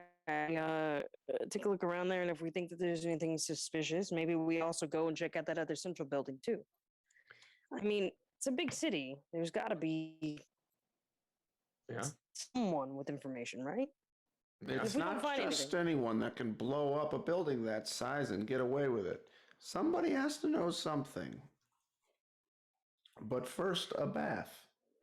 first a bath, and he's gonna look at Bob, and he's gonna look at Penny. He's gonna say, "No, you two. I'm so sorry. I don't mean to exclude you in part of this conversation here, but you both seem well, you, Bob, you're pretty wise, and you, Penn, you're certainly very intelligent. I was wondering if maybe, especially you, Penn, with your knowledge of medical things and such, and your book learning, and you, Bob, uh, you seem pretty intuitive. Could we maybe bother you to help us out a little bit and And I'll tell you what, Bob, if you agree to help, we find a pair of wool socks. I'll buy them for you. You know, I, I appreciate your offer. I'll tell you what, why don't I just go ahead and go pick up some socks because I have to do some other errands as well. And you guys go conduct your investigation. We'll meet back here, and if there's anything to this, I will be happy to assist you. But otherwise, I'm kind of got my own thing to worry about. Is that a fair deal? Well, my only problem here, Bob, is that no offense for Renningham the fourth, but you seem to be the one that was actually able to put out the fires. I wasn't the only one. Well, you were the only effective one. So I think that if something should happen, Effective is a subjective term.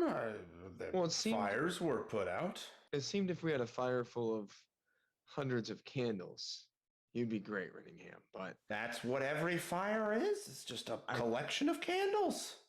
well, what if we had another explosion with giant fire, which is a collection of fires, which is a collection of candles? We might need somebody who can put actual chunks of fire out. Let's say, I don't know, you catch on fire. You're That bigger might than be a candle. entertaining, actually. Well, see, Oh, wait, I say that out loud. Sorry. you might not want to miss it, Bob. Well, if you don't Think stick we should around, let you them won't see me catch on fire. Okay. I think I understand what you're saying. All right. My only request is during the course of this investigation, if we can swing by the southwest part of town, because I do need to do some shopping. That's all. My only request. Seems like it'd be possible, Okay. Bob. Now, if we can I get. mean, I gotta find a general store at some point, Bob. So I'm right there with you. I don't see why we couldn't. And how about you, Pin? Will you help us out? I mean, it sure would be nice to have a doctor around, just in case we one of us gets hurt, or we need maybe some information that we wouldn't be quite as good at intuiting out, figuring out. Pen raises an eyebrow, but just says, I don't exactly have anything else to do today. All right, cool. We have a plan. And Theo smiles and he claps his hands and he says, "Good. Sounds like we got a plan here. I think that's great." And DM, after breakfast, he's gonna go and he's gonna get something important from his room. What could Okay. be important? So Theo is gonna head off to their room and grab their thing that's important.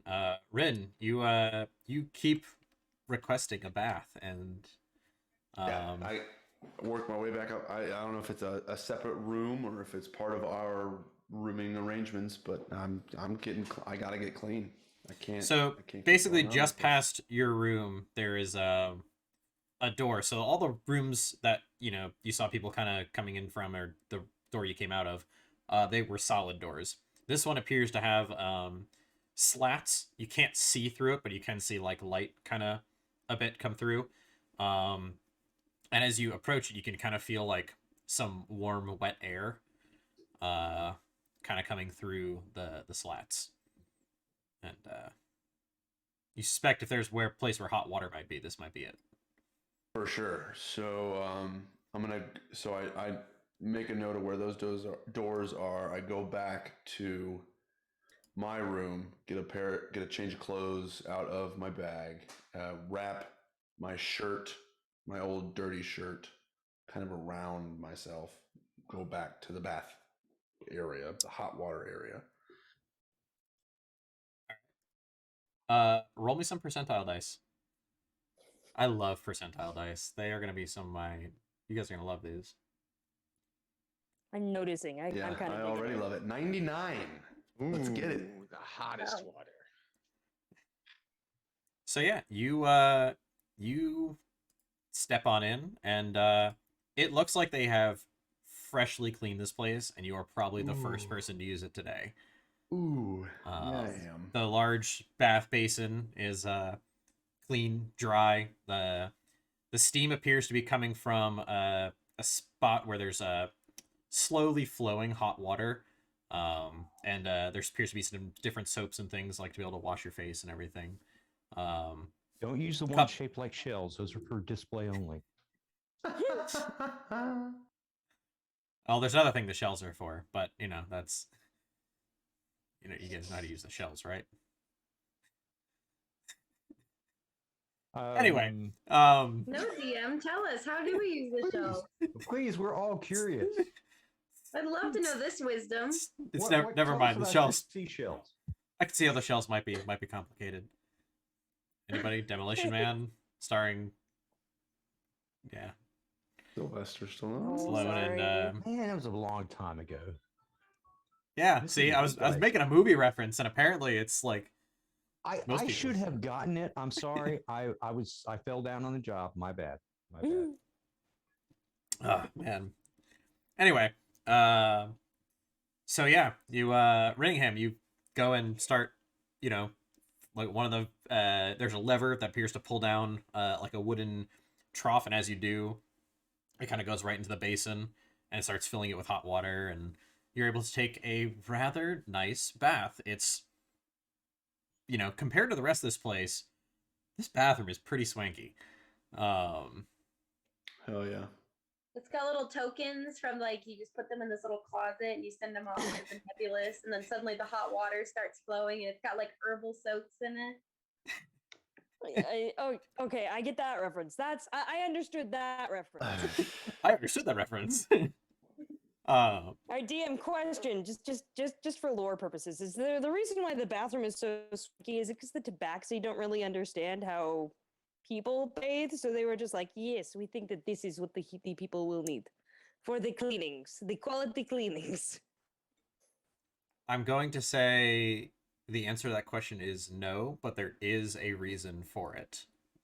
Okay. But it's Another for me mystery to solving. for me to know and you to find out, maybe, if you if you guys find it. So Okay. anyway, so yeah, Rinningham, after get many hella clean. months on the road, this is probably the nicest bath you've been in ages. And you guys are all waiting for an inordinate amount of time, where you guys are thinking, like, for a guy who's only 3.5 foot tall, for him to go in and be able to, like, wash himself off, because none of you guys have actually been in this bathroom, that, why is he taking longer than 15 minutes? Like, what the hell? It's nearly an hour by the time Rinningham is done. And, oh, what is that face for, By that Rinningham? Is it time- longer than an hour? Just an hour bath seems long to begin with. I was thinking like maybe half an hour, 40 minutes, but I guess after Well, disrobing, a long cleaning, time on the relaxing. road, yeah, that's true. Okay, a good. Gotta gotta clean. You're not gonna put on dirty clothes again, so you gotta quickly, deal with that a little bit as well. And That's true. Okay, yeah, full hour. yeah, Yep. By the time Rinningham rejoins the group, Theo will already be down there wearing the leather armor and the work gloves and holding onto a shovel. It's like leaning right up against his leg. Yeah. Pen has a Arr. quarterstaff with them. so Rin, you are now being greeted at the bathroom door by two people who have been waiting. Also, in this time, the medical staff have left. They kind of, quietly shuffled off, and they were never quite the same after they looked at you guys. Excuse me, my goodness, the one time they were never quite as pleasant. Cordial. Yeah, they just kind of left without saying anything. Even though Bob, you had even helped extra, fix a wound. Didn't really say much. They're So- mad at us. They're not our friends. But yeah, so Rin has a bath, and I guess you guys are ready to traverse. Mm-hmm. All right. Ready to go. As you So guys, we're going back to sorry. the tower, right? The base of the tower, where the first one that burned, not the one that got knocked down. that's what you guys said. So Perfect. then Bob was requesting that if on the way you guys can find socks, and same for Theo's looking for a notebook. So as you exit the inn, you guys, Theo and Clore, you guys know that to the left there's a gate. You can basically head slightly north and then head into the central section, the central district, where the tower had fallen. The way you guys came yesterday because of said fallen tower was from the south and kind of looped through the entire southern side of the town and went through the other gate. You know that the shops that Bob is looking for are in the southwest. And then I'm actually realizing that I may have to flip the camera on Twitch. Look at that. And over here is southwest, and it's southeast on. Anyway, sorry, ADD. So anyway, so you guys head southwest to be able to find what Bob is looking for, and there is an entrance roughly that direction as well. So however you guys decide to go and however you guys prioritize it, but that's the lay of the land. I just try and like lead the group the straightest path toward the tower and hope that they're willing to put off their shopping spree until after we're done with our escapade. I am good with this. I think We'll that's hear no- probably the smartest idea. So Yeah. Clore just kind of looks at you Yep. guys and just kind of is like, "We're gonna go." Yep. And Let's get this heads over off with. to the left. And you guys pass the that guild hall that you guys had messed around with, and it's morning and it seems to be pretty quiet. Doors are shut, so you can't really see much going on, but there it is. And then you guys find the northern gate, and where yesterday after the explosion had begun, it wasn't manned. There now appears to be some semblance of activity at this gate. There are some guards who are kind of watching people a lot more closely than you would expect, or from what you guys have seen in your previous days here. Every so often they're stopping a person and like checking through their equipment, their bags, just to make sure that things are safe. And as you guys approach, one of them approaches you guys, and it's the guard from yesterday who you guys had some conversation with. Yeah, trying to remember his accent. Flipping New Yorker, that was. You weren't there.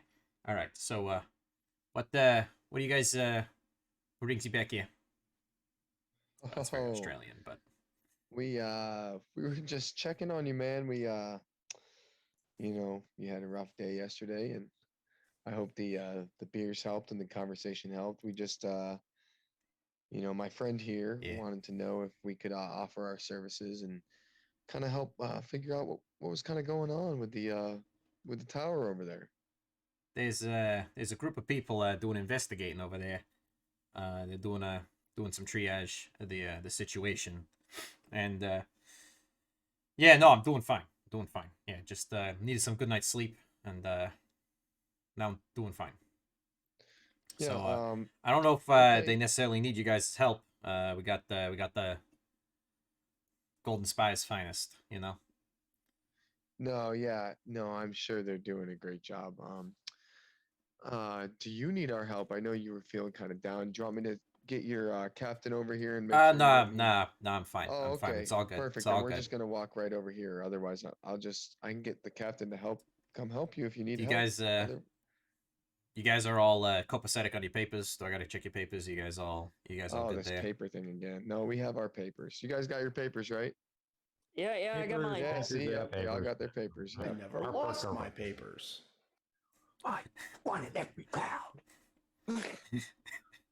Well, we're just gonna cut through then. If everybody's good, we're just gonna kind of cut through, and you have a good day. Hope you feel better. Yeah, like I said, I feel fine. Sure, yep. So I'll just kind of lead the group as if we were going to kind of walk through the square, but angle right toward the investigating group of people that he kind of pointed out. But you know, And he kind of watches you guys, like just kind of nods at each of you as you go by, and just kind of keeps peering down. And you guys don't cause any problems, all right? Don't cause any problems. Wouldn't dream of it, sir. Wouldn't dream of it. I'm just with them. We're just passing through. Passing through. yep. So then, so who do we got? What's the situation over here looking like for the investigation group? Like, So as you guys head in here, you can now see now that you're past the walls, there's still a bit of a haze. And then as you get closer to where the structure had fallen, the tower that had been partially standing seems to have now collapsed onto the pile. It's not nearly as hot or as, smoldery as it was yesterday, but it is still kind of going a little bit. Did you say smolder e? Smoldery, Yep. yeah. Okay, just checking. Yes, levels of smoldery. Okay, just You know, checking. less smoldery, more smoldery, somewhere in the I middle. understand. I understand. Give someone a Smoldering. smolder. we're Yeah. good playing Scrabble. We're good. The blue steel. So, yeah, and it's still blocking off like the good half the square there in the center in that district, and there appears to be some different levels of guard kind of all scouring through, and some of them are wearing what appears to be a thicker garb, not so much their armor, but they're kind of guarded by other guards as they're kind of sifting through and trying to, move elements of rubble, and every so often they do, and some flames will pick up a little bit.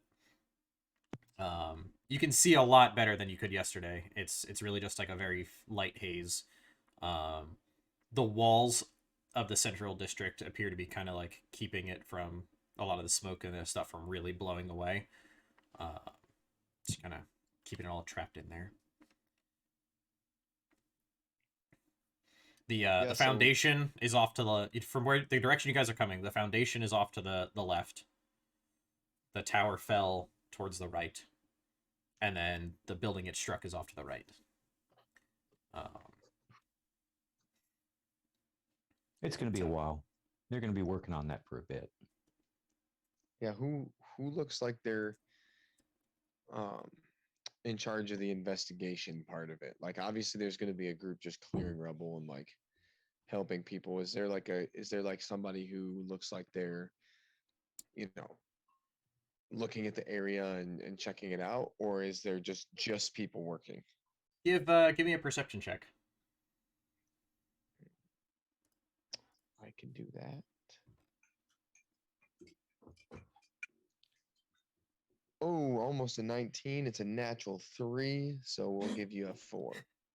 All right. So as you're kind of looking around, and you're realizing that for as much talk as you are about a lot of the things that you say that you know about how to handle certain situations in life, you're realizing that your time growing up, where you have all you can tell is that some of these people have different roles in their hierarchy of being guards or investigators or things like that, but it's honestly very difficult for you to make out who might be who. Everyone seems to kind of be heads down in their tasks. They kind of are all talking to each other in a way that you can't really tell who they're really relaying anything to. It's not something that's naturally coming to you.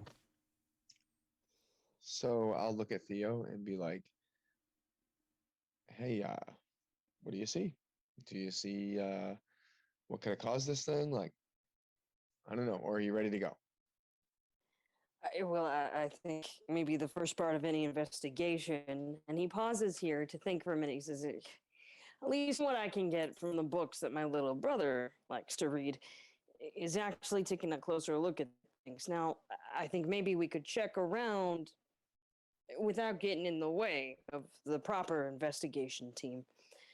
Maybe the ruins of the first tower, just to see if there's anything that stands out. Now, I'm not skilled with magic. I know plants. I don't know much else. But But I think we got some folks here who might be able to scope out anything that looks out of place or disturbed.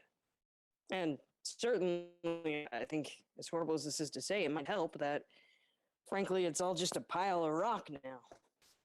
Certainly easier than walking through the inside of the tower. Well, I'll say that I got us in here, and I'll let you guys figure out what happened, and let me know when you need me to do something. You did a darn good job dealing with that guy, Clore. It was very kind of you to ask if you could help him in any way. Oh yeah, I'm learning from you. You know, every day. Wow, this is diplomacy in action. All right, so So, Theo's going to turn to the group, and he's going to say, "So, right, that's where I think that we are now. I mean, I got to admit, I'm kind of at a loss here. I think maybe we check out the building, what's left of it. Any of you who are inclined towards knowing things about the magical arts, maybe keep your eyes peeled for anything that looks out of place. I'll do my best too, but really, I'm a lot more familiar with things like wood and thatch than big old buildings like this. Gotcha. And Cunningham, be careful. you seem to work here, right? At some point, you kind of know the area. Maybe you can go over there and look and see if you notice anything that's kind of out of sorts. Yeah, so I kind of try to make my way over, but it's been a long time since I've been in this area of town, so it's all kind of unfamiliar. But do I see anything? So you're heading towards like the foundation, or are you heading towards the rubble? Yeah, the foundation where the tower used to stand. Okay. So as you kind of head in that direction, you do see that there seems to be a lot more people kind of like around there trying to look at what's, appear to be looking at what's going on. And one of the, excuse me, give me trying to think which, give me an investigation check. That would be an 8. You approach and you get as close as you can comfortably without feeling like you're intruding too much on what's going on. But you see a group of like there's guards. Some of them are you recognize. Some of them have some of the extra like plumage and some of the extra details, and some of them has like a couple of them have the chain over the shoulder. It's like, oh, okay, so these people have been around a bit longer, and they're definitely looking around this foundation, and they keep kind of murmuring to each other, kind of at the wall or at the foundation itself.